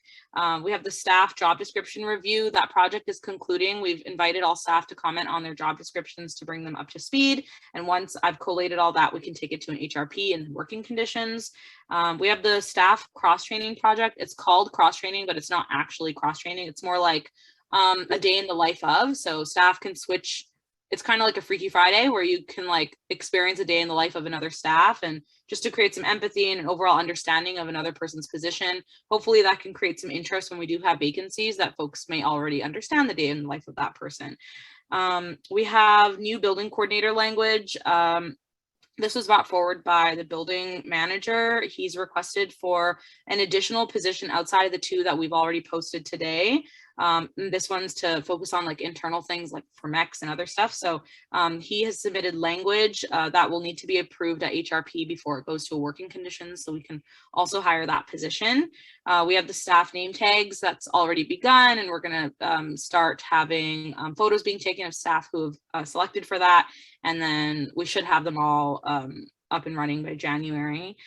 We have a new mode orientation. So this is a platform that I'm not sure if anyone in this room is familiar with, new mode, but they'll be doing a general orientation of their platform to exec and other committees who do interact with it. Then we have a project that I'll be taking on, which is the member services survey, an understanding of staff of our membership to understand how they're accessing services and how they need to be improved. So that will probably be more of like a new year thing, but it is being started now. And I've just concluded the WorkSafe report for the Joint Health and Safety Committee and still working on my SOPs. Fantastic. Thanks so much, Aisha, for that thorough update. Did anyone have any questions? Did anyone from the executive committee have questions for Aisha on her report? Can we switch jobs with someone for a day? Wouldn't that be so fun? That would be really cool. Could you imagine? Imagine me just going to all of Marie's meetings. Oh my God, you don't want it. You don't want I'm sure you don't want to go to all my meetings. Thank you, Aisha. Cool. Ella, did you want to go ahead? Yeah, thank you, Gabe. And just to follow up with Aisha, thanks for updating me on the FNSA. I'm going to get that going with Samai, but just so that everybody knows, I'll send a work order into communications just to get that all switched over on our website. But it has been a very busy couple of weeks. So Corbett and I first met to go through council training and schedule for the next 6 months-ish what council training will look like. And we also met with BD specifically on council SOP onboarding, outlining that.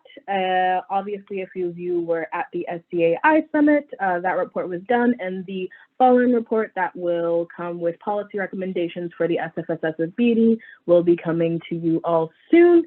On the admin side, we had our monthly meeting again, just connecting, touching base on how operationally we're working and what adjustments we can be made there. And we're super excited for the 2 new admin assistants that will be joining us very soon. Also on the admin side, I have been having my regular check-ins with the admin coordinator and the board organizer just to make sure that we're on top of everything. Regarding strategic planning, we had our first development session last week with Amol Rana. This was the Creating Organizational Cultures of Inclusion session, and I actually got a lot out of it. I hope everybody that was there got a lot out of it. So that was awesome. And our next session was planned for tomorrow, but we might be rescheduling as we don't have all of the input from counselors yet on that document that I sent out. To add to that, about 2 weeks ago, I led a development session for council, specifically on strategic planning, and we started that input from counselors. So Corbett's going to send a follow-up email out just to reiterate the importance of having everyone's DSUs and just unions in general input in the creation of our strategic plan in order to feel us going forward. I'm prepping the AGM survey for staff, how staff participation kind of went. And so Aisha, I'm going to be connecting with you on that. JAWS, we had our regular prep session and a regular session, a very active JAWS session. So that was super exciting. I've been working with Jess and Matt on community flood support for all of the folks that have been affected by the flooding so far. And to add to that, also, we've been doing community fridge planning. The launch of the community fridge is going to happen on the 2nd, so very, very, very soon. Yeah, it's so exciting. We have our press release, some communications already done. We're planning on doing a feature with the Peak in January and get posters and all of these things to continue on the amazing initiative. So that's super, super exciting. And we're collaborating with so many different organizations with that. So that I completed 1 2-hour annual plan review with Jess. And so I sent out an email to everybody to get those 2-hour allotments in for December so that we can review the annual plan and see what the next 6 months will be with for you all going forward. As Aisha mentioned, 5S meeting happened. On our end, the administrative side is that us and the GSS will be sharing our resources. And so we took the minutes and sent out the agendas for the meeting that just happened, and then GSS will do that the next meeting, etc. So we'll be pooling our resources in order to get everyone access to those meetings, which is super exciting. Corbett and I and a few other folks have been doing the regular review of action items from council. Still working on my SOP, but the administrative assistant one is done right before the admin assistants are hired. So that's super, super exciting. And just my regular day-to-day administrative duties and so many emails. Killing it. Both of you. Thank you. Thank you so much, Ella. All the things at all the time. Yeah, it's so true. Alrighty. Well, did anyone have any questions for Ella? Yeah, Corbett, that really do be the reality, right?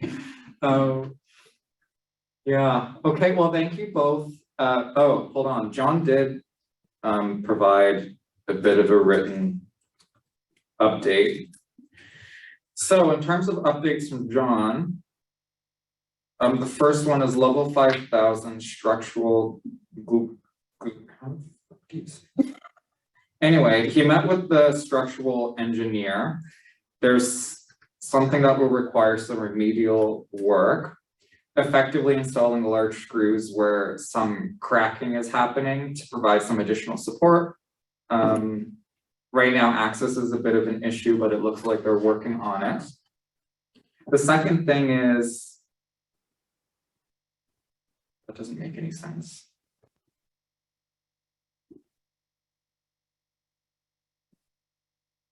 I can probably give some feedback. Sure, that might be easier. I'm trying to make sense of this in my brain. That makes no sense.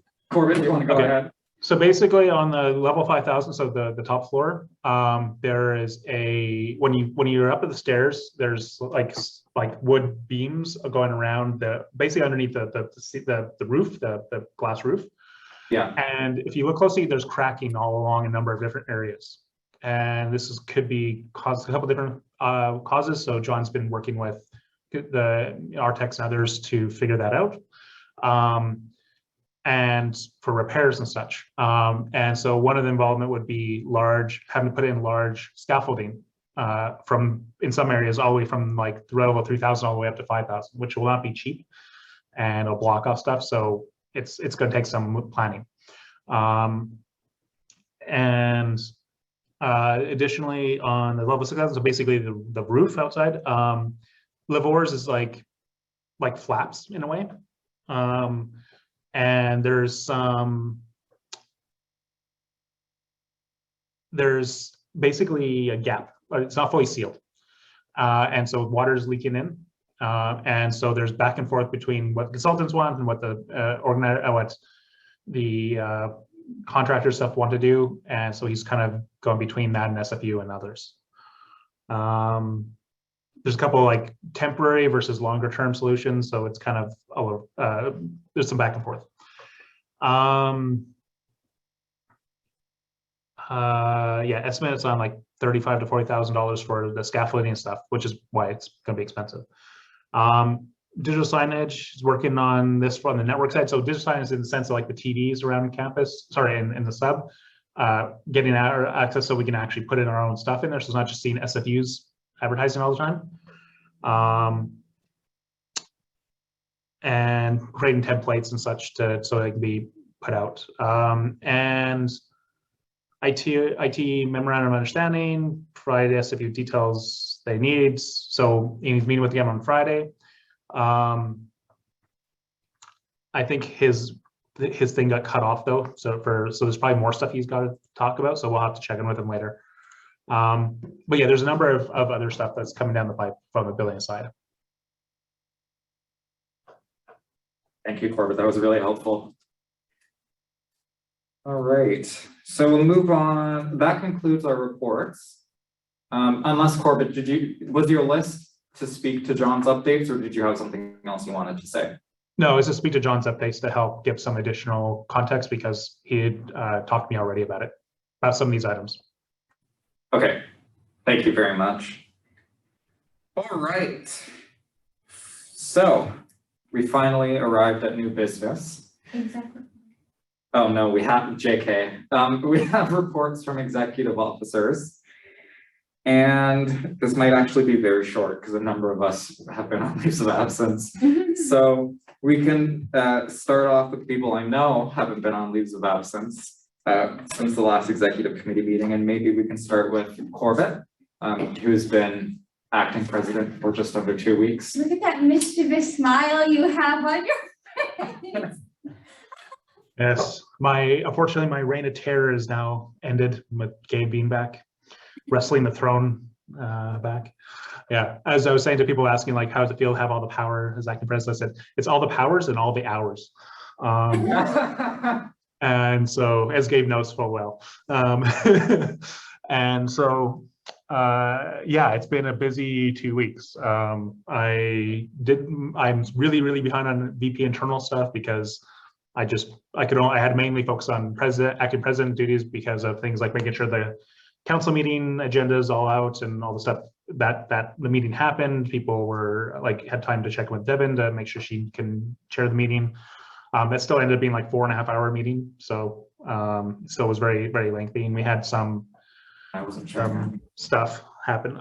Nothing too bad, just some additional work. We'll have another meeting on Wednesday. I'm hoping that this is the last council meeting for December, or the only council meeting for December, simply so to give everyone time to have finals as well as have the semester break. So anything else we'll try to have in front of exec that we can get in front of exec. I had to work on some SOO issues, which some of it will get talked about in the the in-camera section. Some I've already updated Gabe on. There's a number of other things, like mostly just filling in for some rule. Like I went to jog for my first time ever. That was an interesting meeting. I did bring up some good stuff from that related to when we got on top of like affordability and such, and residence fees. I brought up the idea of like having SFU and other groups search out for funding somewhere else so that we can try to make these housing projects and stuff outside of market forces, so they can actually be cheaper. And so that was a lot of like GSS really liked that idea, and so they contacted me separately afterwards to work to start chatting about that. I had a meeting with Zoe Woods from Residents to go over the new fees for the rest of all the residents going forward for next year. They already had an initial one with us for the East and West Towers, but this was for everybody, all the different buildings. So again, I reiterated the need for affordability and kind of what they're doing about that. there was, I had a meeting with the new interim student services director who's taking over for Aaron right now, Leah. And we had a couple different meetings throughout the 2 weeks. One of the main ones was having a meeting about MECs and their capacity limits right now. So they can't actually support any events after 5:30 and on weekends going forward, other than if they've already have something booked, then they'll honor that. But after that, basically until they've got whatever the capacity challenges are fixed, that really impacts our students union, our clubs, student union events, and a whole bunch of other things going forward.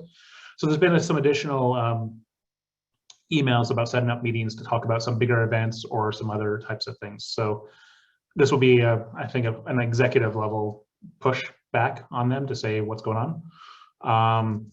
There will be also, they also want to talk about like a MEX MOU, like events, my MOU for like the sub and stuff with how MEX and sub supports us or not. Like we have to have probably a larger discussion about that.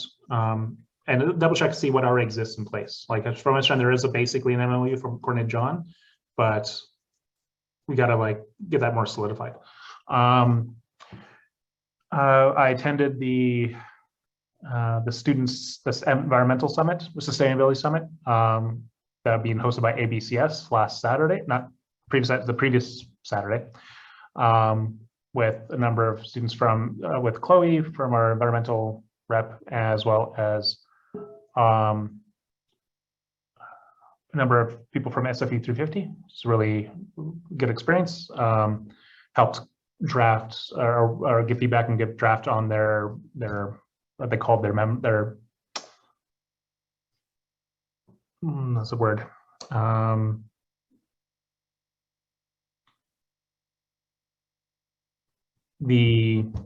don't know, basically their asks. I can't remember the exact name. And yeah, manifesto. Thank you, Ella. That was the word I was trying to remember. And so that got sent to us, I believe, recently, and I think it forwarded off to exec, so we can review it and see if we want to put in front of, if we want to sign on to it and stuff. There's just been a lot of little things throughout the last 2 weeks. So, and also I spent a lot of time working on Gabe's email.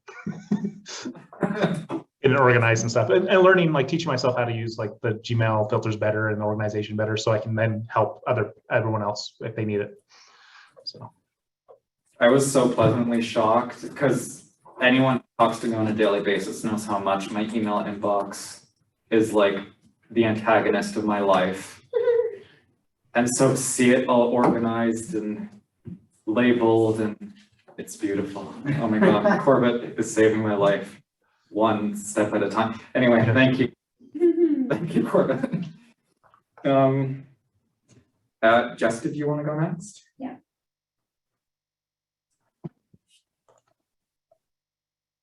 What was recently completed was support for Constantine and Trish for Trans Day of Remembrance. The hot chocolate collaboration with SFU Recreation. So we packaged 400 little goodie bags, and then they were sold out within 2 days for tabling.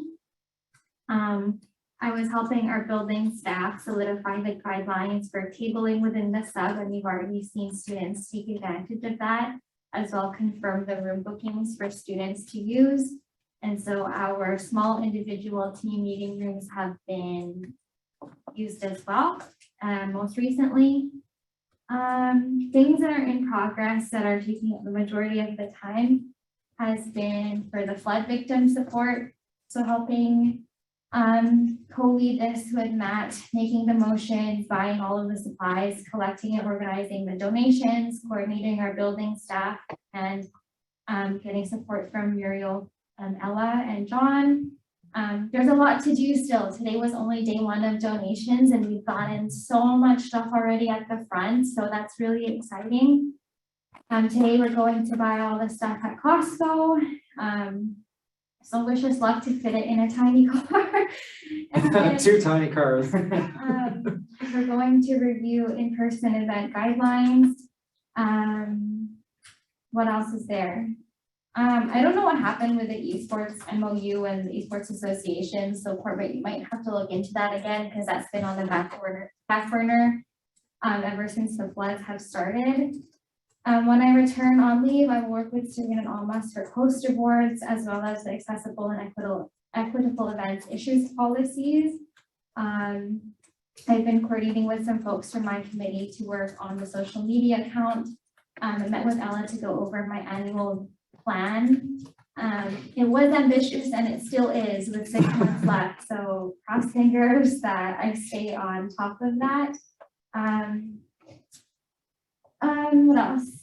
And then upcoming, working with the Indian Student Federation to plan Holy, maybe depending on the time that we have. Person of the Year Awards, which we changed the name, which was formerly known as Women of the Year Awards, but we're wanting to make it more inclusive. And the consultation process as equitable as possible. So avoiding the right folks and changing the name, and then making the application process a little bit more tailored to the labor movement as well. Back in January, we're going to work with Aisha Dipti to give resume writing and interview skills. I don't know what time I have, but I might have to assign this to another staff to make backpacks for homeless women in liaison with the Women's Center. And other projects as well that I'll worry about come January. That's all. Thank you, Jess. Corbett, did you, are you touching on the esports component? Okay, go ahead. Yeah, just they're in contact with me. Email me out, and then now that Gabe's back, I'll start working on it. Thank Yeah, other thing I wanted to ask, actually, I think I want to ask this last time you brought this up about the Women of the Year Award, or what you want to change it to. Is it possible from either financially or others to be able to kind of have it somewhat proportional, what's the word? Like, because like faculty of applied sciences versus faculty of arts and social sciences, there are much larger differences. And so would it make sense to have more awards for different faculties to allow for more recognition of people? Yeah, we're looking into that as well. I still have to strike the working group and who's sit on there. Like, I guess it's like we can call it a committee. So that's something that we can take into consideration. Thank you, Corbett. Thanks, folks. Almas, I'm not sure if you have access to your microphone at this time, but are you able to provide an update on what you've been working on? Okay, so I've been trying to see where the cancel slide is, where I've put in all the information about what I was working on, and I can't find it. So I'm just going to speak about what I remember on top of my head. Okay, just give me a second.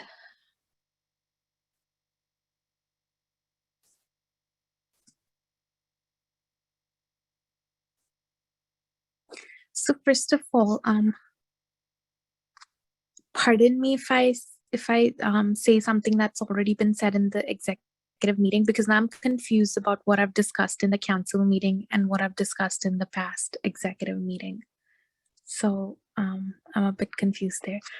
I spoke to the person who's dealing with us on behalf of the insurance related to the sub on the 16th of this month, which I hope is after our last executive meeting. So we've been able to work some details out. They needed a list of all the clubs, and they needed a list of any changes that we made to our budget and a couple of other things like that. So I was able to collect it with the help of our staff members and provide it to them.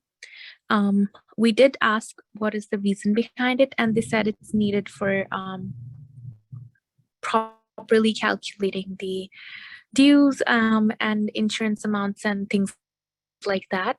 And they will be getting back to me once they have things sorted on their end.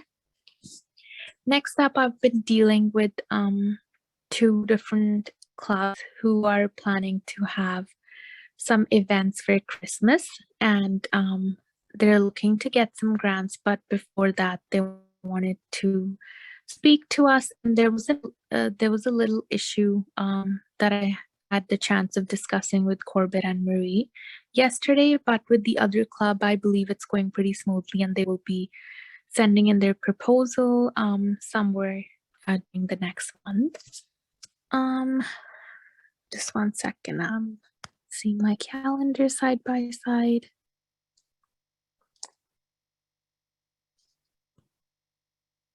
We also had the job meeting, but since I have a class on Thursdays, I was only able to make a part of it. But like Ella mentioned, we had a lot of discussion items for that meeting. And from what I heard, it went pretty well.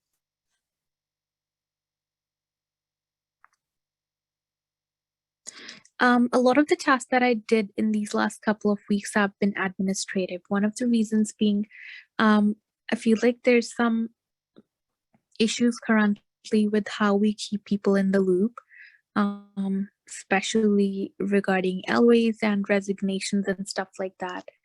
And Ella and Corbett are trying. Oh, did they just leave? Is everyone else still here? Yep, we're Yeah, still they here, so I dropped out. Okay, I think the sub people left. So yeah. Ella and Corbett have been trying to sort that out on their end so that everybody is in the loop and we're not having to take back stipends from people who resign and still keep taking their stipends, and then we go back and take those stipends back from them. It's a long process. I'm also a part of the Excellence in Teaching Hello, Awards or thank you. Committee. Can I go ahead? Just 1 second. Okay. Hi, everyone. About that,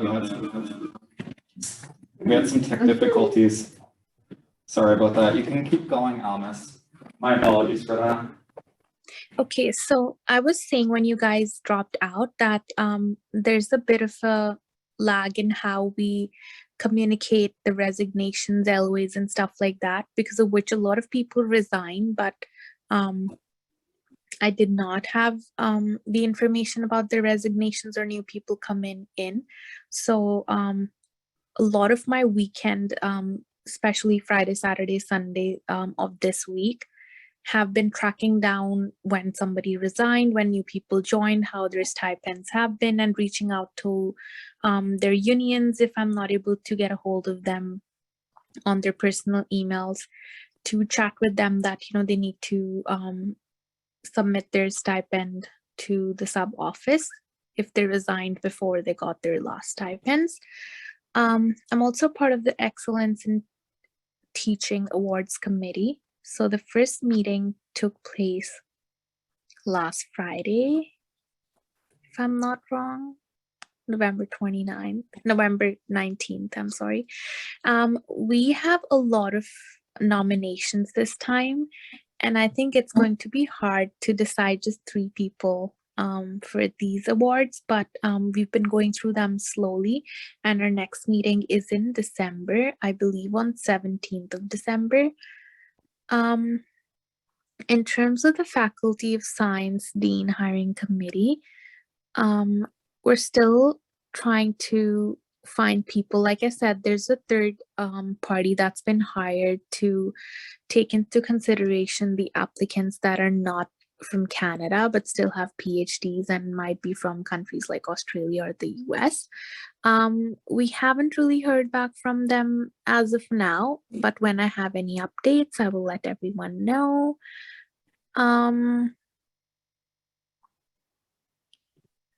Like Ella mentioned, there was a required session for creating organizational cultures of inclusion. This meeting was on a Thursday as well, so I was only able to join at 5:30 after my class finished. And like they said, there was a lot to learn from what Amal taught us. And I think having more development sessions with them for the council will be a great idea for future. I've also been working on the strategic planning. Like if we go to the spreadsheet, I have tons of things listed there. I'm not sure if we will be able to do all of them within this year, but I think they're really great if we look at the overall 5-year planning, and they're definitely something that's achievable. I also took a look at all the ones that were repetitive or very common among the different people who filled that sheet out, although not everybody did, but I took them on a side so that when we get back onto our working group in general, we can have it on the Jamboard and mark them as our priorities, because a lot of people would like to see them happening. I don't think I have anything else. Yeah, I think that's it. Sounds good. Thank you so much, Almas, for providing your updates. I think Jess mentioned about the boards, if I forgot about that. Okay, perfect. Thank you. Matt, did you want to go next? Yeah, I can update really quick. So pretty much, the Student Climate Action Initiative, I was able to coordinate some folks to go, so that was good. I'm still waiting to reach out to folks who went to kind of compile like what happened in a small report. So that will be coming in the next few weeks. I know folks are busy with exams and whatnot, so I will wait until mid-December to do that. And then so also with something that was happening, I was just kind of supporting on the side for Transgender Day of Remembrance. So I helped to whatever capacity I could with that and attended the event, which was good. Pretty much there was another thing that happened. I was able to work with Serena and Jess on supporting Indigenous students at UBC over this event that happened with the group UBC Students for Freedom of Expression.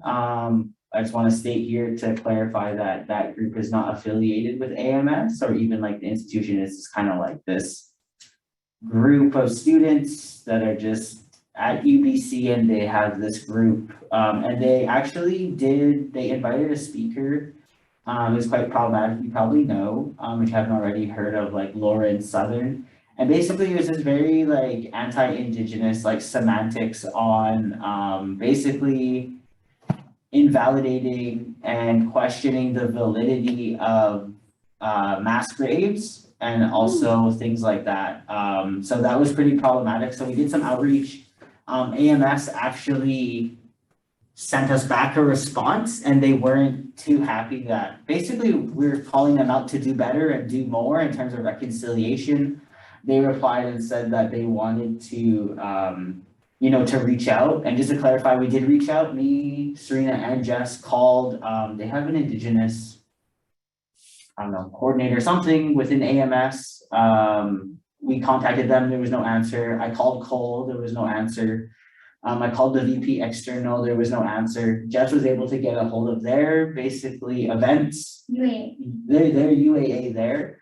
Spoke to them briefly.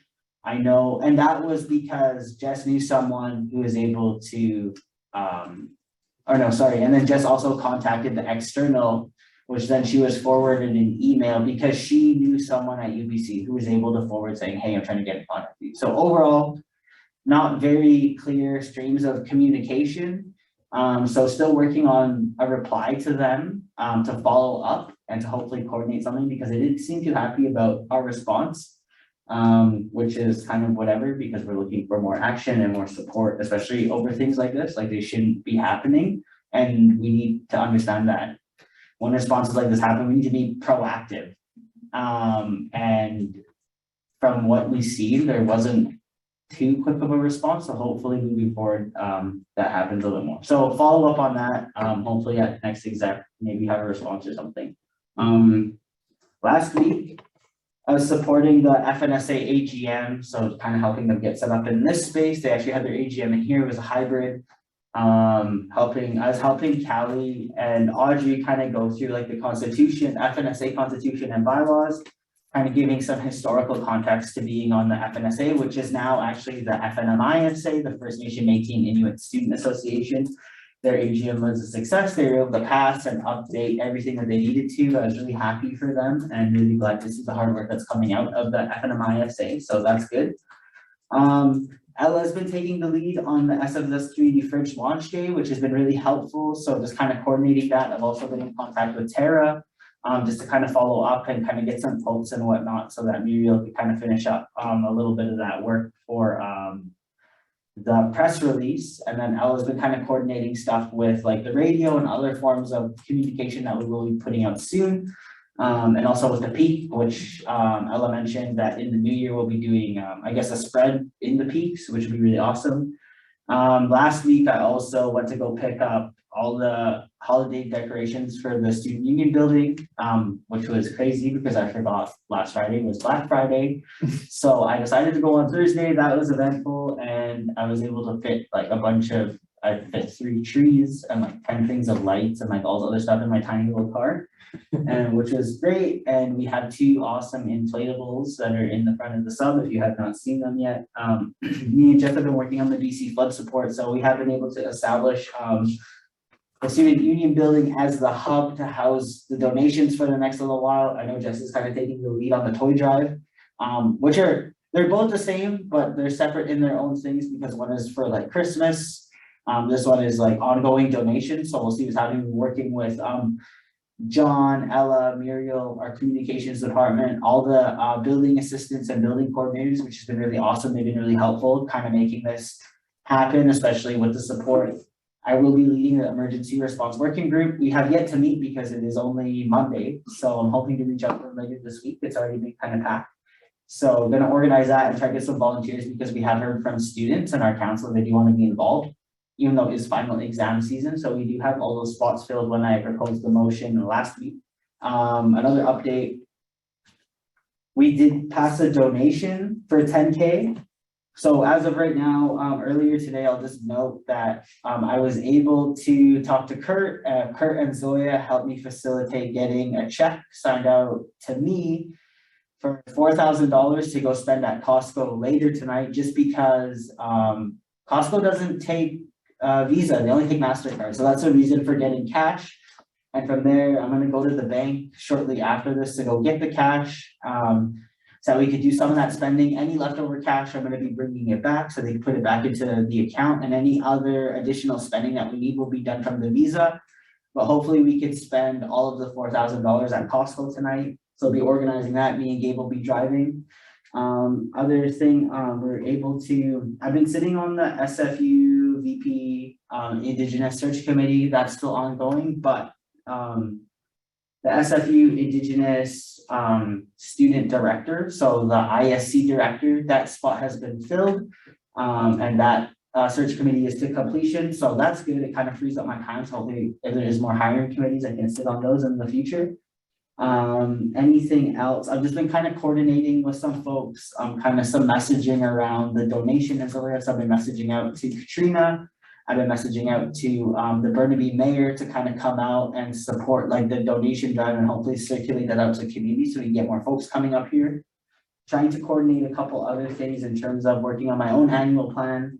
I've been looking at my Notion, which I've been able to complete a couple projects off of that. So let me go back to here. Oh, one quick thing. I emailed John, so I'll be working on the SFU activism project, which was allocated to, I believe, Jess and Marie. On our end, there's not much to do. I found the photos that were in the storage room upstairs. So pretty much what just needs to be done. The money's already been passed on the last board term. And from there, we have the physical copies of the pictures. I'll be handing them off to John so that he can complete it because pretty much everything else will go through him to get the frames and stuff. And then to finalize that in the new year. So it'll be done.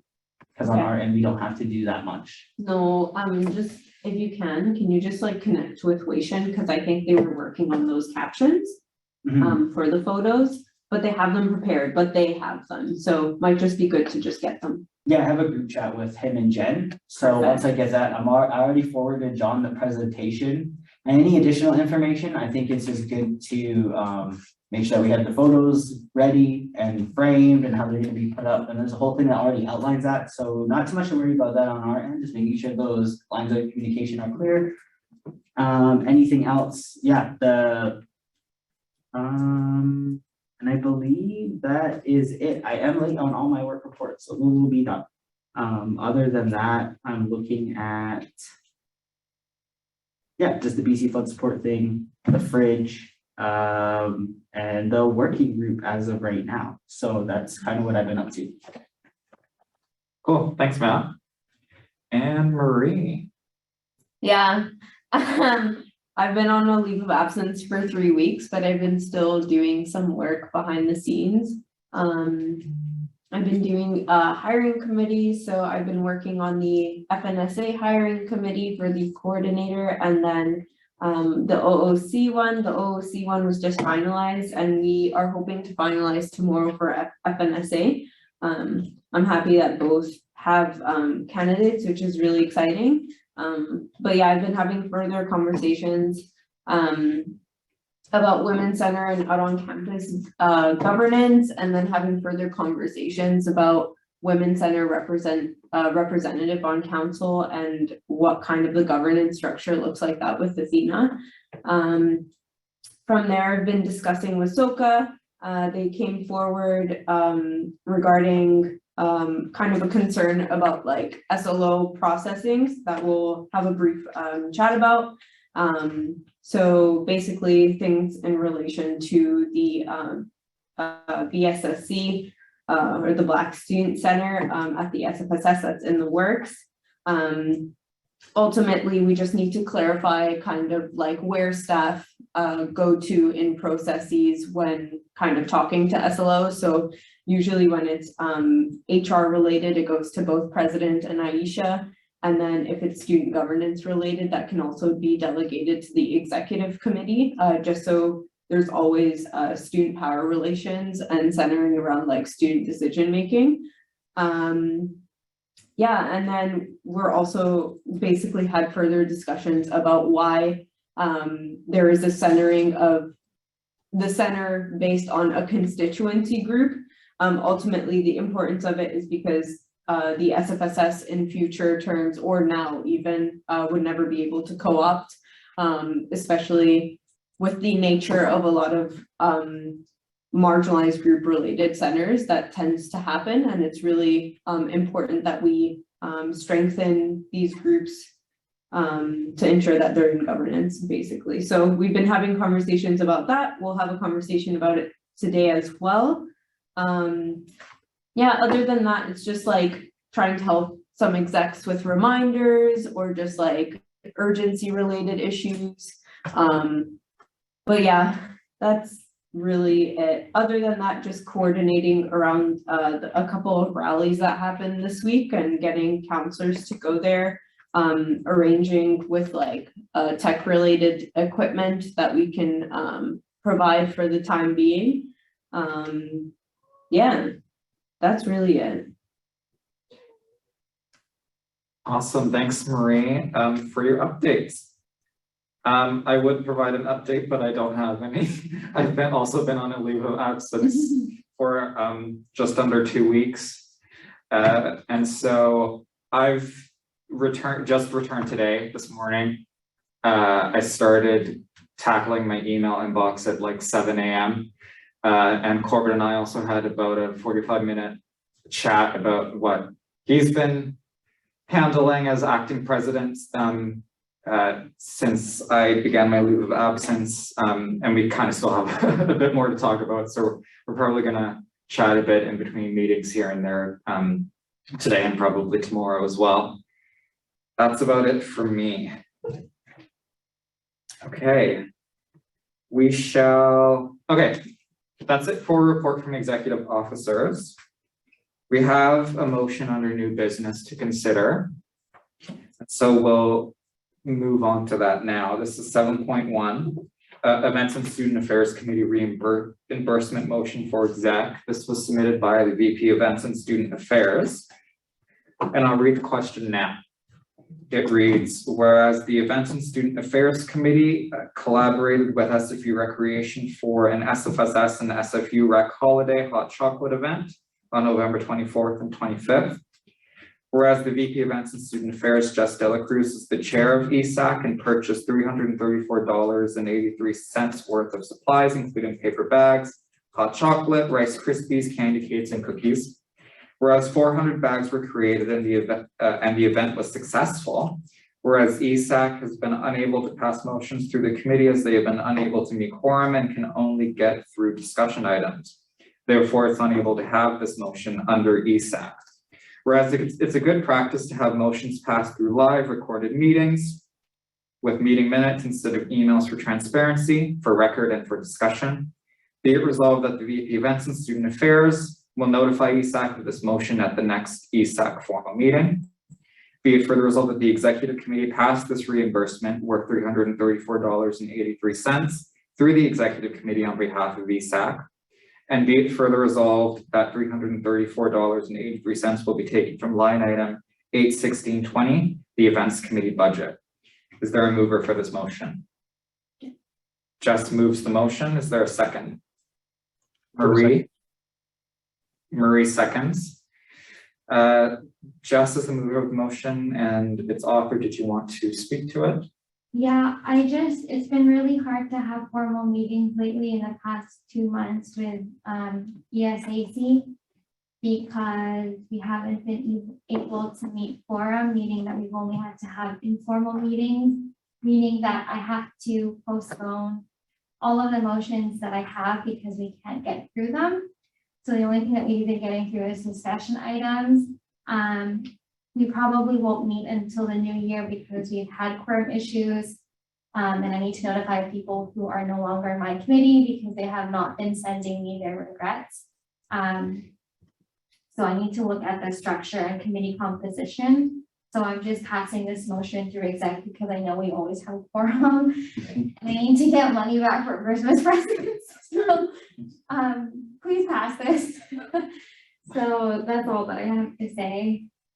Thanks, Jess. Yeah, we want to get you your money back. Thanks. Did anyone have any questions on the motion? All right, well, we'll put this to a vote. So the question is on approving the reimbursement for $334.83 from the Events Committee budget. We'll put it to a vote. All those in favor seeking unanimous consent.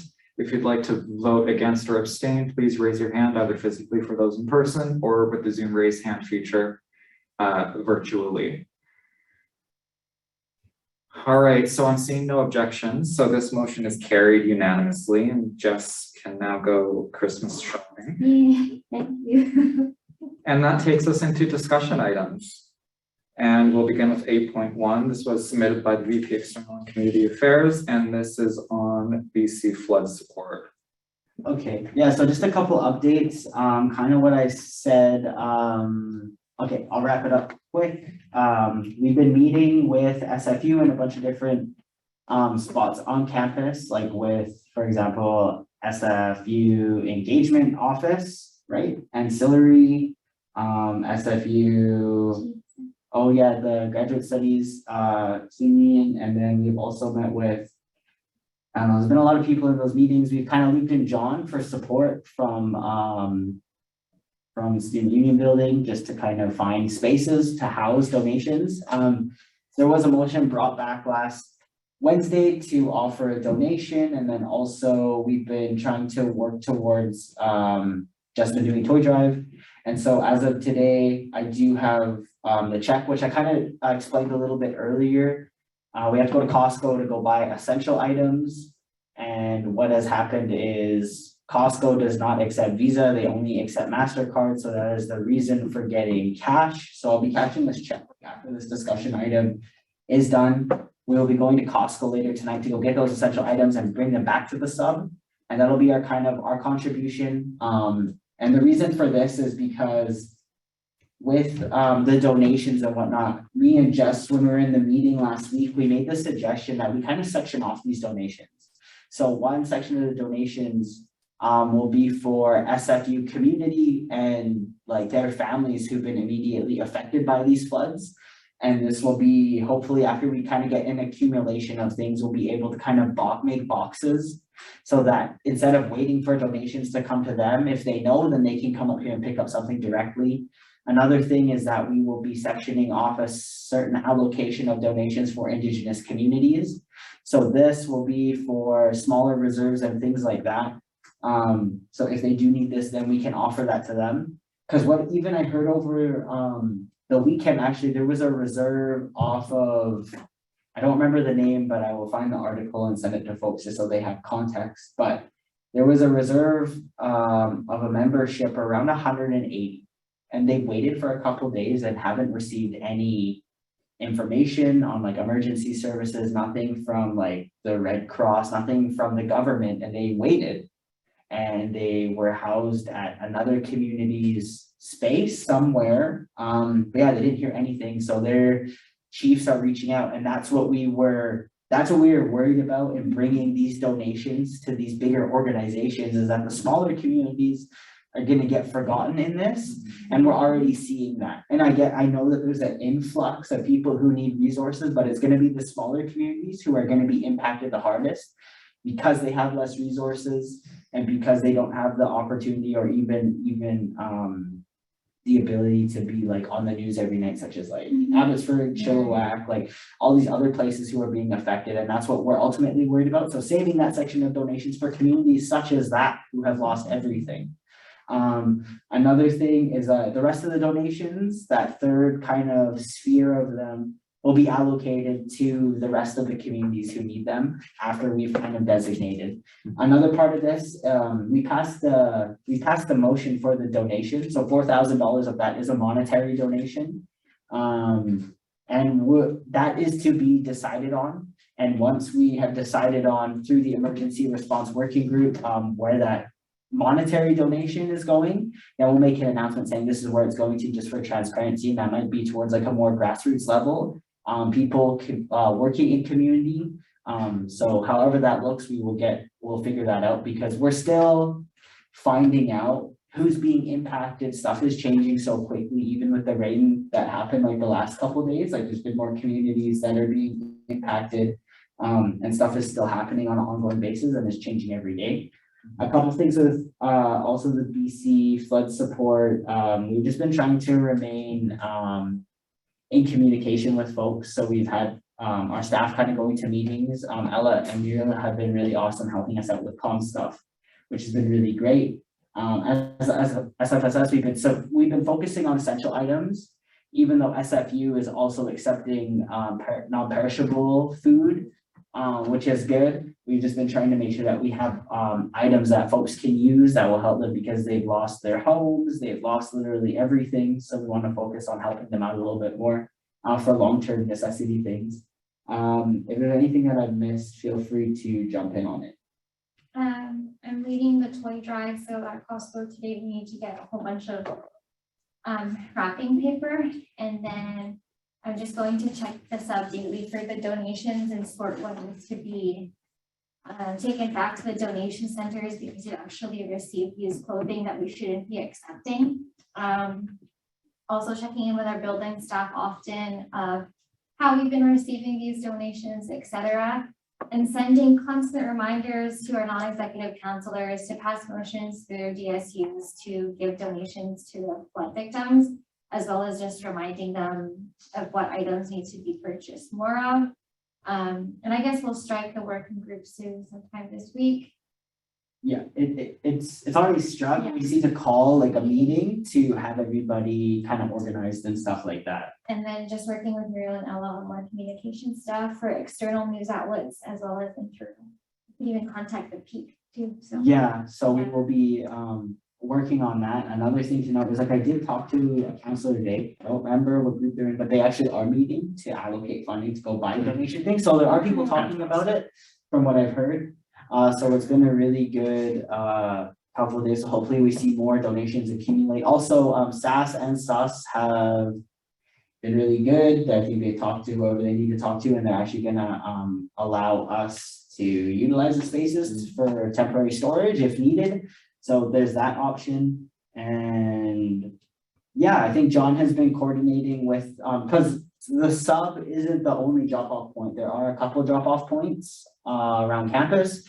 But at the end of the day or in the morning, they will be brought here. So that's another thing that we got to keep in mind, that stuff will be coming in, even if it looks like the normal stuff. There's stuff in the places that will be coming here later on. But we'll definitely get updates when we know more, or whatever happens, or when a donation and stuff like that. Yeah, Marie? Question, because I have no idea what was really happening, but did we do a media outreach for that? For I believe Ella and Muriel have been working on some comm stuff that we're gonna be reaching out for. Okay. It's just been so quick. We just literally had time to get on this working group.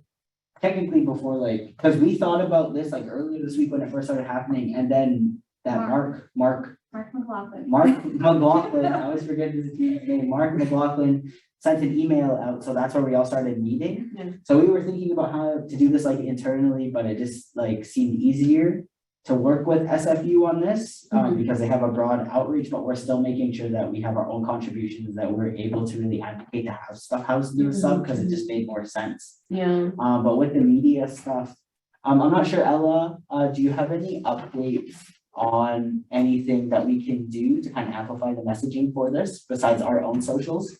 Maybe I could just clarify, like, I was just thinking we could outreach to like Global News, CTV, all these people, because you guys have done such a well job on like setting the foundation and the support. Yeah. It's just about people who can actually come and support. And I think a lot of people feel really crappy right now because they don't know what to do and they don't really have a lot of like sources to find how to support. Yeah. So I think that would be a really good way. I just messaged Kier Junos from CTV News. Yeah. He said they might be down to write a piece about it. Yeah. So like, I think people are really looking into it. So if we could do like a media release Yeah. through SFSS, that would be so helpful. I think that would be good. We've just been really stacked Yeah. because we've just been running around and we haven't had time to do any of that stuff. Yeah. Like we've literally been driving around and then trying to find out what's happening with storage and then passing that motion. Everything happened in such a condensed amount of time that I think with this a collection of stuff happening, it leaves us a little bit of time this week to get out stuff and messaging, because we only started accepting Right. donations today. Today. So Yeah. I think it would be good to kind of could- work on that and get that out. So if you want to help start that, I think that would be helpful. Yeah, because you guys already basically wrote the whole thing, right? Like Mhm. there's already communications out there. I think what we could do is we could task Ilham to like build it, since there's already like written pieces about it. Yeah,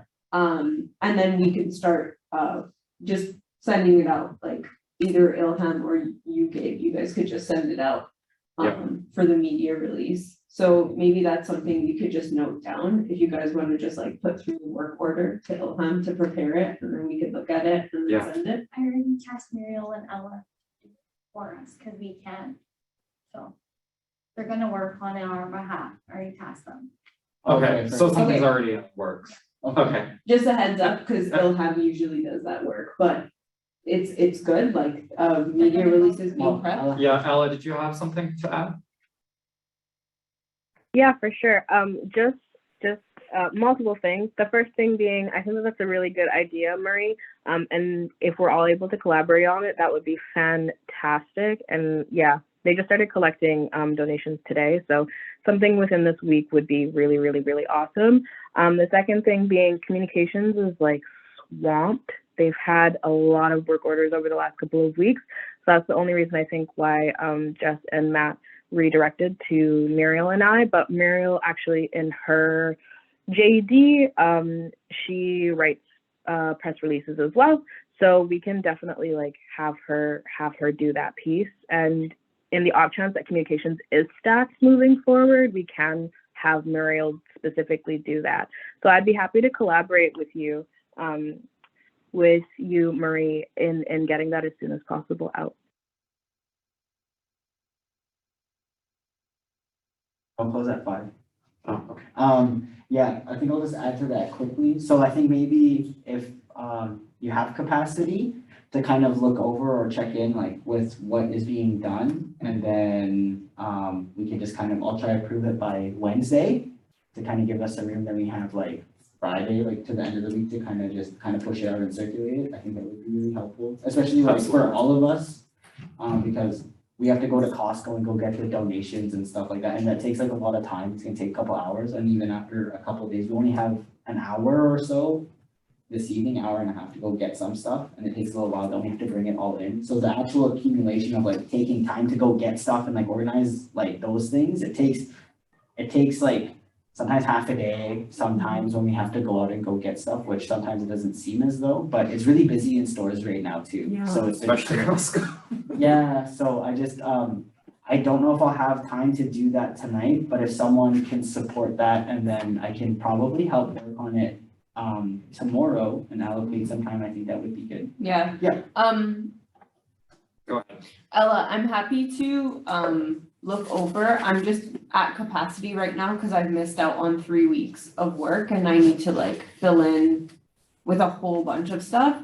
I'm happy to like look over, draft, and like help structure and like clean it up and all that. So if we can delegate this to really either anyone to like collab on it, it would probably be really helpful. But since the stuff is already written, like I feel like there's already been posts that have gone out, it should be really simple, I feel.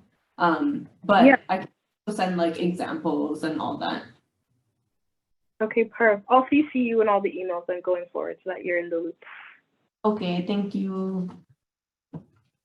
Fantastic. Yeah, let's get this out there. This is really good stuff. Okay, I'm Did gonna you have to dip Yeah. for a bit. I'm gonna leave my stuff here, but I'm gonna come back because I need to go to the bank, and then hopefully I see folks by the time we have it in camera. Yeah, Okay, I will be back. okay. Thanks, Matt. All right, so, oh, Corbett, did you want to add something? No, I just wanted to move to extend the meeting until 5 p.m. Oh dear God, we're already at 4. Okay, okay. So Corbett has moved to extend the meeting to 5. Is there a second?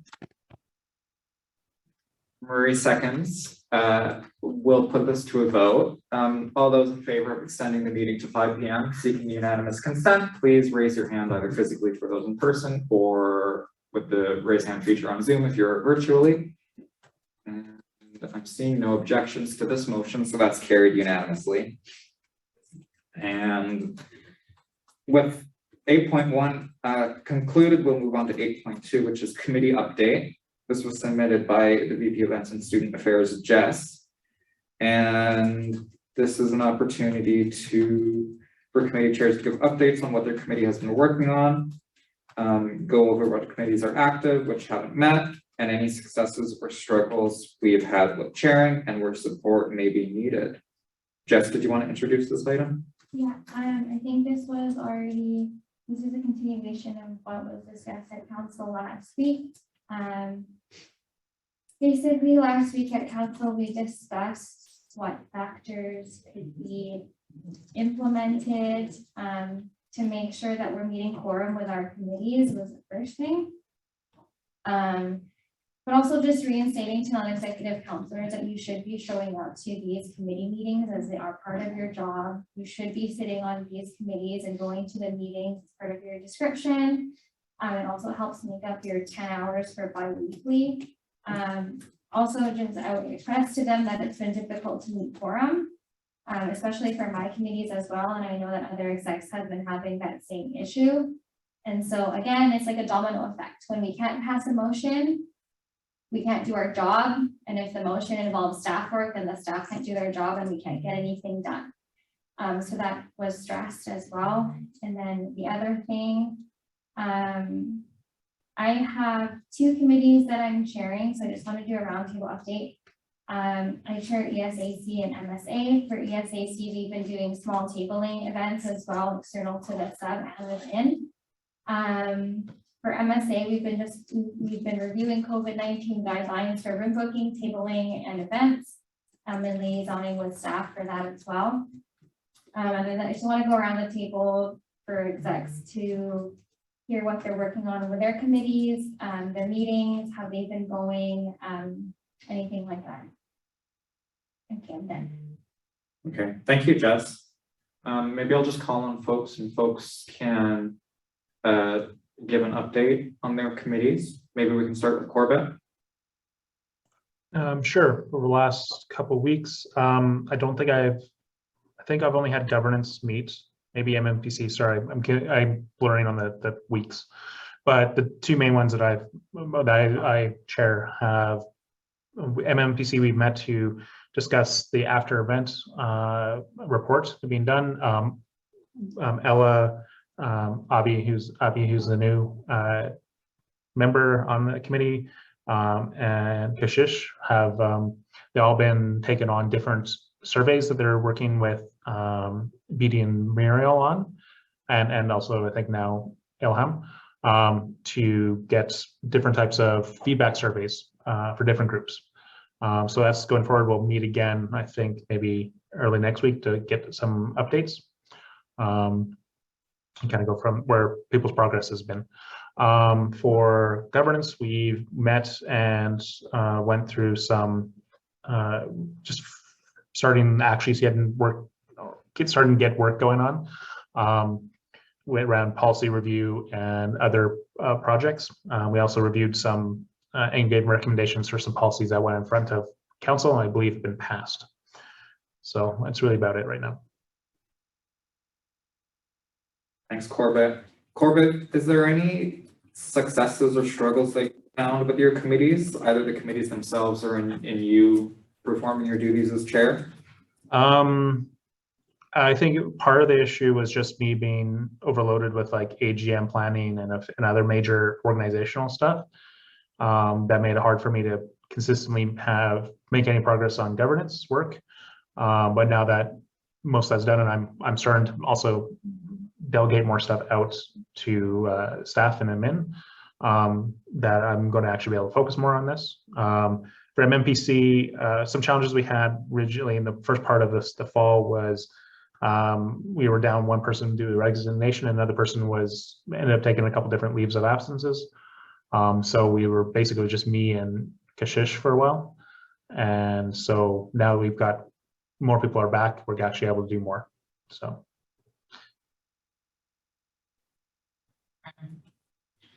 Thanks, Corbett. Almas is asked to go next. You can go ahead, Almas. For my committee, it's pretty much been me and Corbett doing all the work that the committee should have been doing. And I'm very grateful that Corbett's been helping me with this stuff. I have tried to invite people, even according to their own preference of time, at least 4 times. And people have never showed up. And I think, like, from my understanding, if I have to talk about the struggles of being the chair, a part of it I thought was that people were just like pushed into the committee for the sake of being on one committee and they were not interested in it. So I did a little rant in the last council committee to convince people and ask them to join the committee and do some sort of work to help us. Like I even said that if they do not want to attend meetings, they can just help us with our work, even on a weekly basis or maybe bi-weekly, like whenever they get the time. But I just had one person reach out to me that was Abby for getting on the committee. No other people. So I think you were not there in the last council meeting. So basically what I've been doing so far is that instead of accumulating work and waiting for people to come and help me with stuff, I've just been taking directions from Corbett on stuff that I do not know and doing stuff on my own, except motions, which for obvious reasons cannot pass because there's only like a max of 3 people that have shown up once. That was me, Corbett, I'm not sure no one else showed up. So I'm trying to make things easier for myself by getting as much work as I can on my own, like done on my own. I have sent another email to people that if they're in this mailing list and they're not replying, then we will probably have to sort of make them exit from the committee next semester. And this is their last chance to reply if they still want to be on the committee. Haven't heard back on that email either. So I think that's a clear indication of what people want. And at this time, like, I'm just doing stuff on my own and taking help whenever I need, instead of like running behind people to come to the meetings and stuff like that. Even like in terms of at-large applications, I think so far we've only received 2 applications in the last 8 months. So I won't be blaming people. This is a boring committee, but I mean, for council members, since they're getting paid, I would still expect some kind of support, but it is what it is. So we'll just handle it on our own. That's fine. You know, I'm not. That's all I have. Oh, thank you, Almas. Yeah, I'm not sure if everyone is aware of this policy, but there is a policy that if a committee member attends 2 meetings in a row, or sorry, does not attend 2 meetings in a row and doesn't inform the chair beforehand by sending in their regrets, the chair can automatically declare that seat vacant and refill that seat. So if it's an issue of quorum where the same people are consistently not showing up without regrets, then please be aware that as the chair, you can declare that seat vacant. You just need to report that to council, that action that you've taken. And if it's a matter of people sending regrets and not showing up consistently, that's a bit of a different situation, because if they send regrets, then you don't really have the authority to declare that seat vacant. You can strongly suggest that they no longer remain a member of that committee because they are preventing the committee from executing its mandate. So that was just a point of information from me. Did you want to follow up on that, Almas? Yeah, so I did read about in the policies, and I also read that if people are constantly not coming to meetings, they can also get like a stipend deduction. So that's sort of my next step, because going forward, we have a couple of motions from the annual plan review from last year. There were some motions that have to be brought up to my committee. And I mean, everything else has been done so far with the help of Corbett and staff members who have always been very willing to help whenever I've needed. But for passing motions, of course, we need people. And like, I'm going to make it very clear in my last email that I sent, well, if you guys are not showing up, then we're technically every seat is vacant then, because I'm the chair. Corbett is another person on the committee. Abby showed interest in being on there. Ashra, and I think, I'm not sure about him. He was very interested. And then there's something going on with his class scheduling. So we will have to look into that for the next semester. If they're still interested, we technically still have 4 people on the committee, which still does not meet quorum. And then in that case, I'm just going to bring up a motion to council that all the seats are vacant, so that even if we have like at least 4 to 6 meetings in the next semester, or even starting December, we can at least get those things going. In terms of at-large members, I have nothing. I've essentially tried pushing people as well to apply, but no success. So I'm not sure if it is something wrong on my part. Like, I've tried to do my very best in being as flexible as I can with people. But if anyone has any suggestions, they can give me, but I'm pretty sure I've tried almost everything, like even asking people to be there for a couple of weeks to try and test. And if they don't like, then they will just leave the committee. But I think I've failed miserably, so I don't have much to say. Thanks, Almas. Anyone else? I think Marie might be the last one. Oh, my committees are literally not even started, so that's like my goal for this month, and Joey and Matt have been really supportive with it. I've been talking to Corbett about it last week on how we can kind of like initiate that, but we're going to start up with meetings with the counselors first.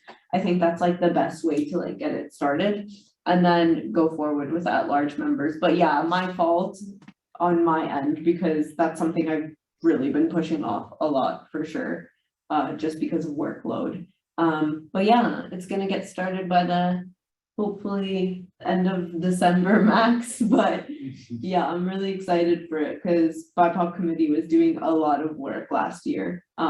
So happy to restart that. Phenomenal. Thanks, Yes, Marie. yes.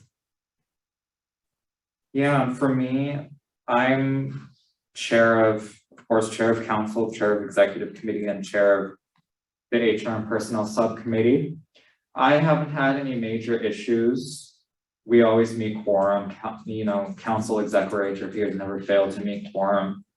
My only issue is getting the agendas out on time, because the same as Corbett mentioned earlier, is that I get swamped with other things and the agendas end up taking a backseat to some of the things that kind of spontaneously arise. But I have been getting a lot of, earlier this year, the chair was responsible for sending out the call for agenda items and setting the deadlines. Samaya has been a huge help in that she has been sending out the call for agenda items and setting the deadlines so that it isn't my responsibility, so that I don't forget. And then I'm scrambling to ask people for agenda items at the last minute and consequently sending out the agendas too late. So that's been really helpful. And when it comes to council and the executive committee, Corbett and I have been meeting usually the week before council and the week before the executive committee for what we call agenda setting meetings. So we get together and figure out what motions of importance need to be passed at council, what can go to executive, what is appropriate to go to which. So what's within the jurisdiction of council, what's within the jurisdiction of executive, what makes more sense to go to council and what makes more sense to go to exec. And it's a really good place for us to kind of build timelines on certain things. For example, if we know there's a policy we need to amend, we can very clearly plan the timeline for giving a notice of motion and voting on it at the next meeting, et cetera, et cetera. So those meetings have proved really efficient and a good use of our time, I would say, Corbett. So yeah, I think the only issue of mine is, the agendas, but I've been getting better at those. Everyone's had a chance to go. Alice, is that another list? Or was that from before? I can't remember. Yeah, that was a list for Marie, for their BIPOC. I think it's more like a suggestion. So I sort of tried to, I think people were selected for this committee when I was on my LOA in the very beginning.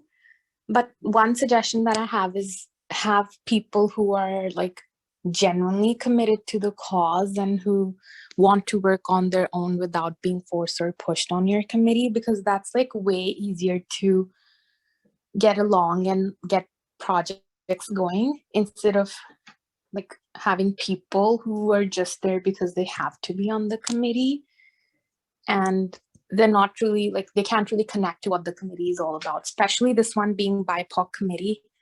I feel if that's not the case, a lot of harm could be done. Like if we just have people there for the sake of it. So that's just one suggestion I have for this specific committee. Thanks, Almas. Jess, did you have any last things to add? No, I think we haven't had a committee check-in, I don't think ever. So. Yeah. Yeah. This is good. Thank you for submitting this. The next item also belongs to Jess, and it's 8.3 annual plan. Okay, Ella, you might want to speak on this quick, but I went over my annual plan with Ella and Notion and stuff, and she's also looking into discount for Notion. So if you want to use that, we can. We only have 6 months left, and we have a lot of projects going on, so it was just helpful to go meet with her and create a timeline for each and every single project that we have, as well as the relevant people to be looped in. And Ella, you might want to speak on the email that you sent as well last week, I believe. Yeah, I can jump in. So that specific ask was for members of exec, and that is to go through the rest of your annual plan. As just mentioned, there's only really plus or minus 6 months left in the year. And so my approach to this is really deciding which projects are going to be priority for the next 6 months, and also to mitigate burnout, see what exactly can be pushed, what can be let go of, what we need to prioritize, etc. So I sent out that email for everyone to allocate 2-hour time slots with me over the month of December. And so we can do that full review, and also that will inform, Mariel will be joining me in those meetings, as that will inform her work as the campaign's coordinator going forward to plan on the advocacy side as well. And so it's a collaborative effort. That was the intention around that. And really, I want to make sure for the next 6 months that folks have a workload that they can handle. And so anything going forward, we can also add to the strategic plan if it's a long-term thing that we do want to maybe allocate to the next execs coming in after you are done. Fantastic. Thank you. Thank you, Ella. I think that's going to be really helpful to plan that out and to think about how we can use the next 6 months as efficiently as we can. I'm looking forward to signing up for my 2-hour time slot and going through my annual plan. Yeah. Was there any questions or comments on this? Amazing. Well, thank you again, Ella. This is really helpful. Okay. Next discussion item is 8.6, signing officers. Jess, this is you again. Yeah. So when some folks were on LOA for the past few weeks, the process of getting checks signed and approved was lengthy, so we had to wait until we could have some people back from their LOA to sign these checks and get motions and reimbursements back. The other difficult thing is that out of the signing officers, only 2 could work in person due to personal situations and circumstances. So we technically only do have 2 that is present and available to do that job. That job becomes difficult when there is vacation, leave, they're sick and they can't come in, and those checks need to be signed as soon as possible. So I was talking to our finance coordinator about the possibility of making all 7 of us as signing officers, so that we can prevent delay in signatures, delay in giving requests, etc. I understand that in our bylaws and in the positions, it does specifically state who is a signing officer. But I was wondering if there's any way that we can get around it or possibly change it in the next semester while we're still on board.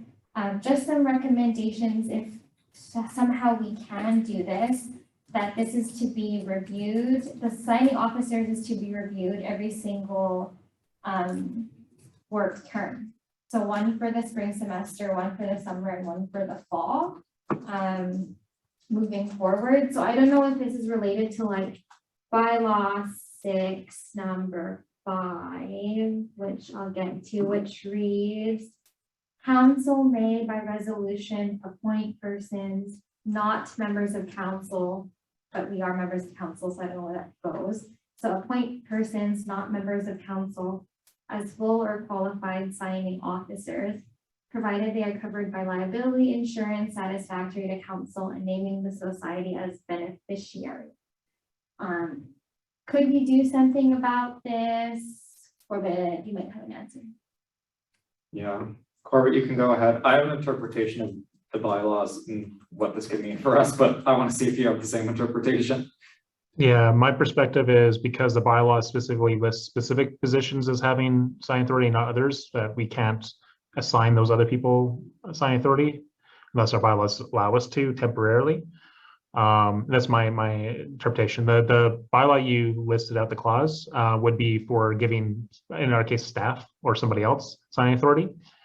So we have things like Aisha has signing authority. I don't remember if Ella has signing authority or not. Maybe you can double check that. No? Okay. And I think some of our finance coordinators have signing authority, but I think through our policies, if we our practices, we limit on what they sign and what they don't sign.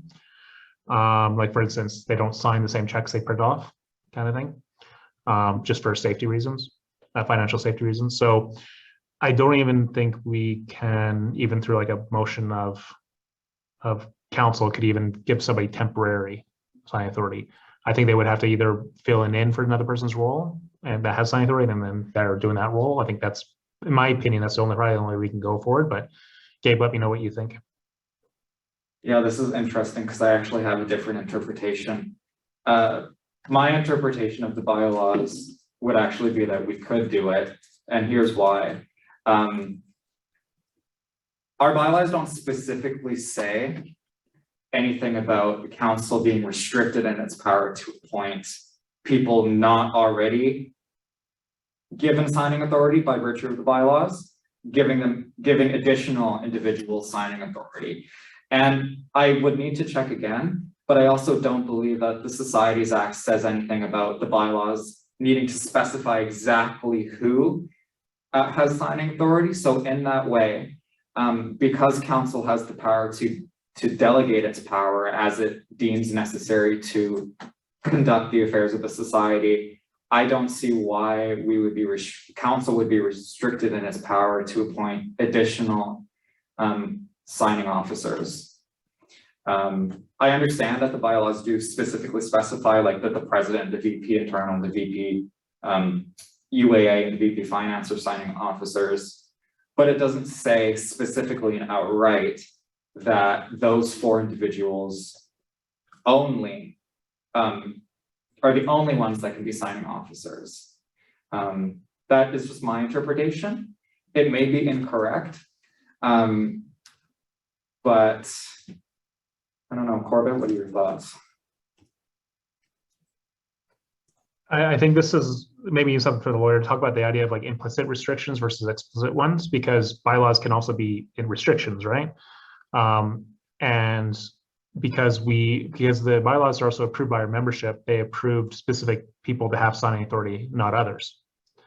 So I could view that But as. then I would also say, like, because our bylaws give the authority for us to assign signing authority to staff, the members don't have control of who we decide to appoint signing officers. So, you know, it's kind of, I see the same thing applying to executives as well. Like, what would? Sorry, that it made sense in my head, but not out loud. Anyway, keep going. Sorry, I interrupted you. No, I was just saying that, like, to me, it's kind of falls into the, like, if it's not covered by the bylaws, does that automatically mean it's open game, or does it mean it's actually restricted just implicitly so that we can't do that? I don't know, that can be a really dangerous thing to go down. That's why we might have to talk with a lawyer about it just to verify. Because, sorry, can you reread Jess, can we read the clause again about like assigning authority? Yeah, there's also no limit to the bank about how many signing officers we could have. No, that's fine. It's just more bylaws are more what would restrict us or not. But can you reread the clause about assigning authorities to non-council members? Yeah, it says council may by resolution appoint persons not members of council as full or qualified signing officers, provided they are covered by liability insurance satisfactory to council and naming the society as beneficiary. Okay. But as members of council. Yeah, that's the other thing I was wondering how it was. I need to see how it was worded. If it's like, if it also implies that council can assign other members of council outside of bylaws, but I think it just needs to get some legal, because I think we have two reasonable interpretations, me and Gabe, and that are conflicting each other. So I think we need to get legal advice. Okay, some homework. Thanks, Jess. But if it is possible, I do agree with Jess's suggestion that the executive committee members as a whole are assigned signing authority. And that on an annual basis, when the executive committee turns over, that the individuals who do have that signing authority need to be reassigned. So the people that by default have signing authority in the bylaws, of course, get that signing authority, but any additional individuals then would need to be assigned by the executive committee to receive that signing authority. Yeah, go ahead, Jess. It's also good because we can continue to, if we do get this policy or bylaw changed and approved, as signing officers, it will support folks who work from home or who work in other out of province areas, which will help support the people who have to work in person, and just to get things approved quicker. So I guess we can prevent that for the future as well. And that's all.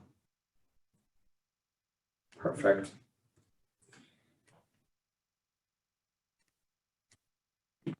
Any other discussion on this before we move on? Seeing none, we'll move on to 8.7, Sub-Board Office Access, Spring. This was submitted by Corbett. Go ahead.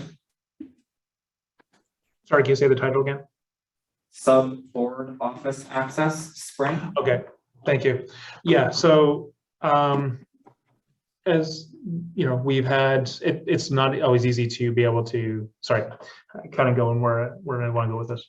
I chatted with John about the main door to the board council office, and you know, the alarm is really annoying, and you know, if we're in the office stuff and someone knocks on the door and needs access, it's kind of a pain to go back and forth. Or maybe we're just not here at all, and then so the whole room is closed off. And so talking about like if the alarm stuff was related to like some technical problem, but he said that originally there was, but then they fixed it, and that they had actually the space open for, you know, people could walk in from like 9 to 9 or 9 to 10 or something, 9 a.m. to 10 p.m. But because some of the people weren't locking their doors, some of the execs weren't locking their doors consistently, you know, people could anyone was walking in, and sometimes we have sensitive stuff on our desk. So they changed it to be hard swipe only for now, or fob swipe.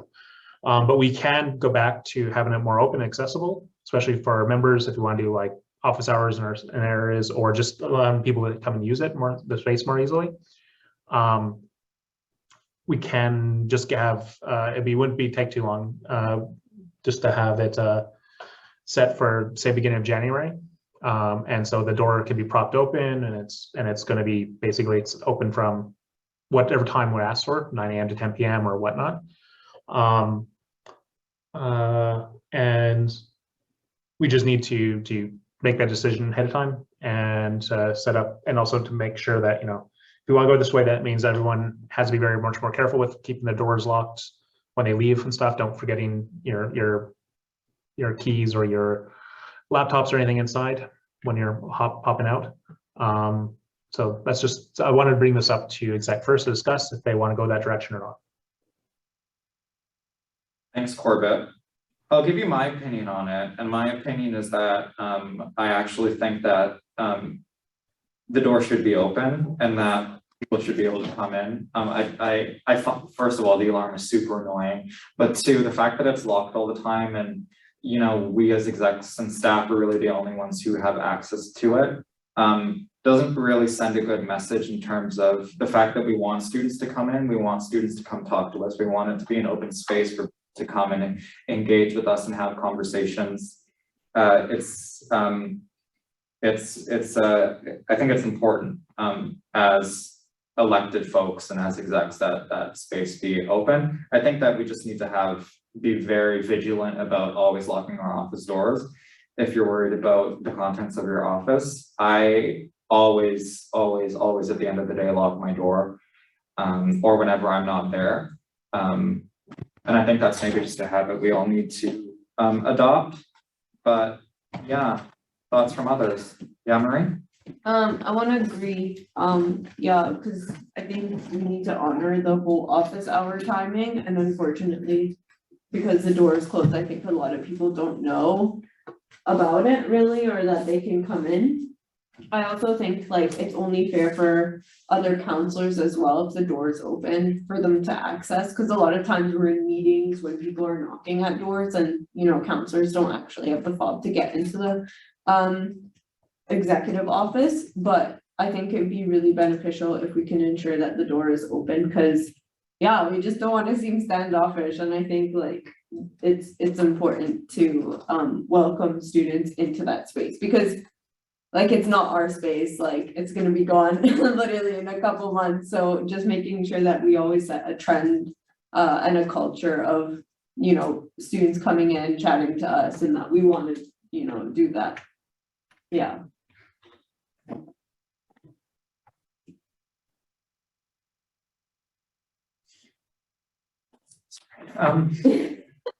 Any other discussion?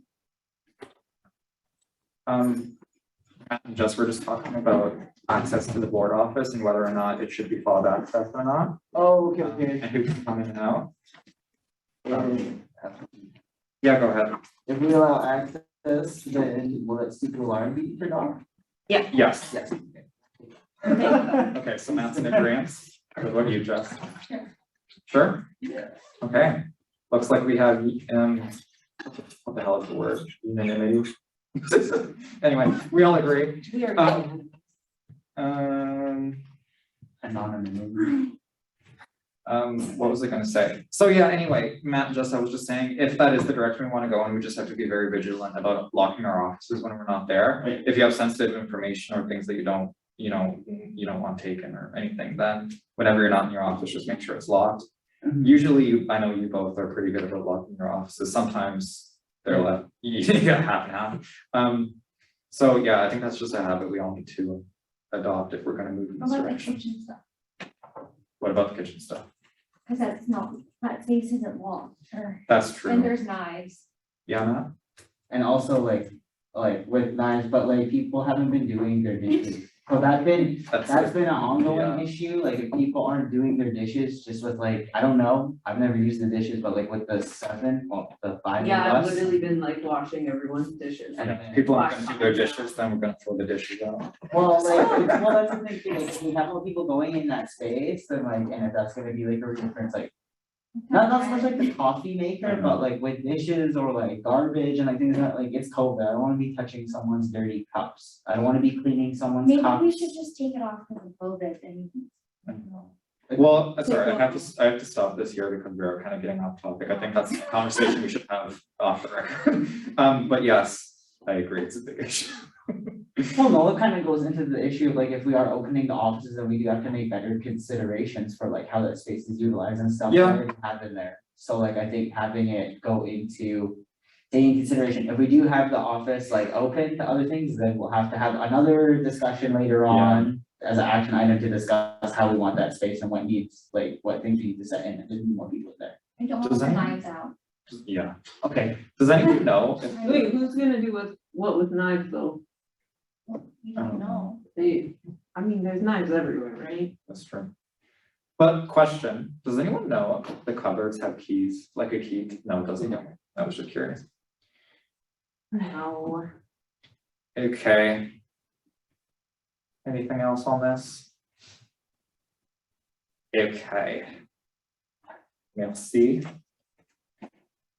We move to in camera. Wow, what a journey. Okay. We have three in camera discussion items. 2 submitted by Jeff, the first 2 submitted by Jess, one titled staff support. The second titled staff support for council. The third was submitted by Corbett, which is titled staff discussion. Oh, Ella, did you have something to add? Was that on the last discussion item or did you? I'm not sure. No, I guess this is a direct response to you going in camera. Oh, yeah. Yeah, so I have some work to do before the end of the day today. Is it okay if I transfer host to sub 331 and Corbett, as the in-camera session I don't participate in anyways? Please, yeah. If you could, this laptop's been kind of wiggy. Can you transfer host to Corbett and co-host to sub 3331? Okay, will do. Thank you. Okay, so we'll do in camera. So, can I get a mover to go in camera? Jess, seconder, Matt. Yes. Yes, yeah. Yeah, so all those in favor of going in camera, seeking unanimous consent. All right, this is carried. And we'll get the in-camera session up and running.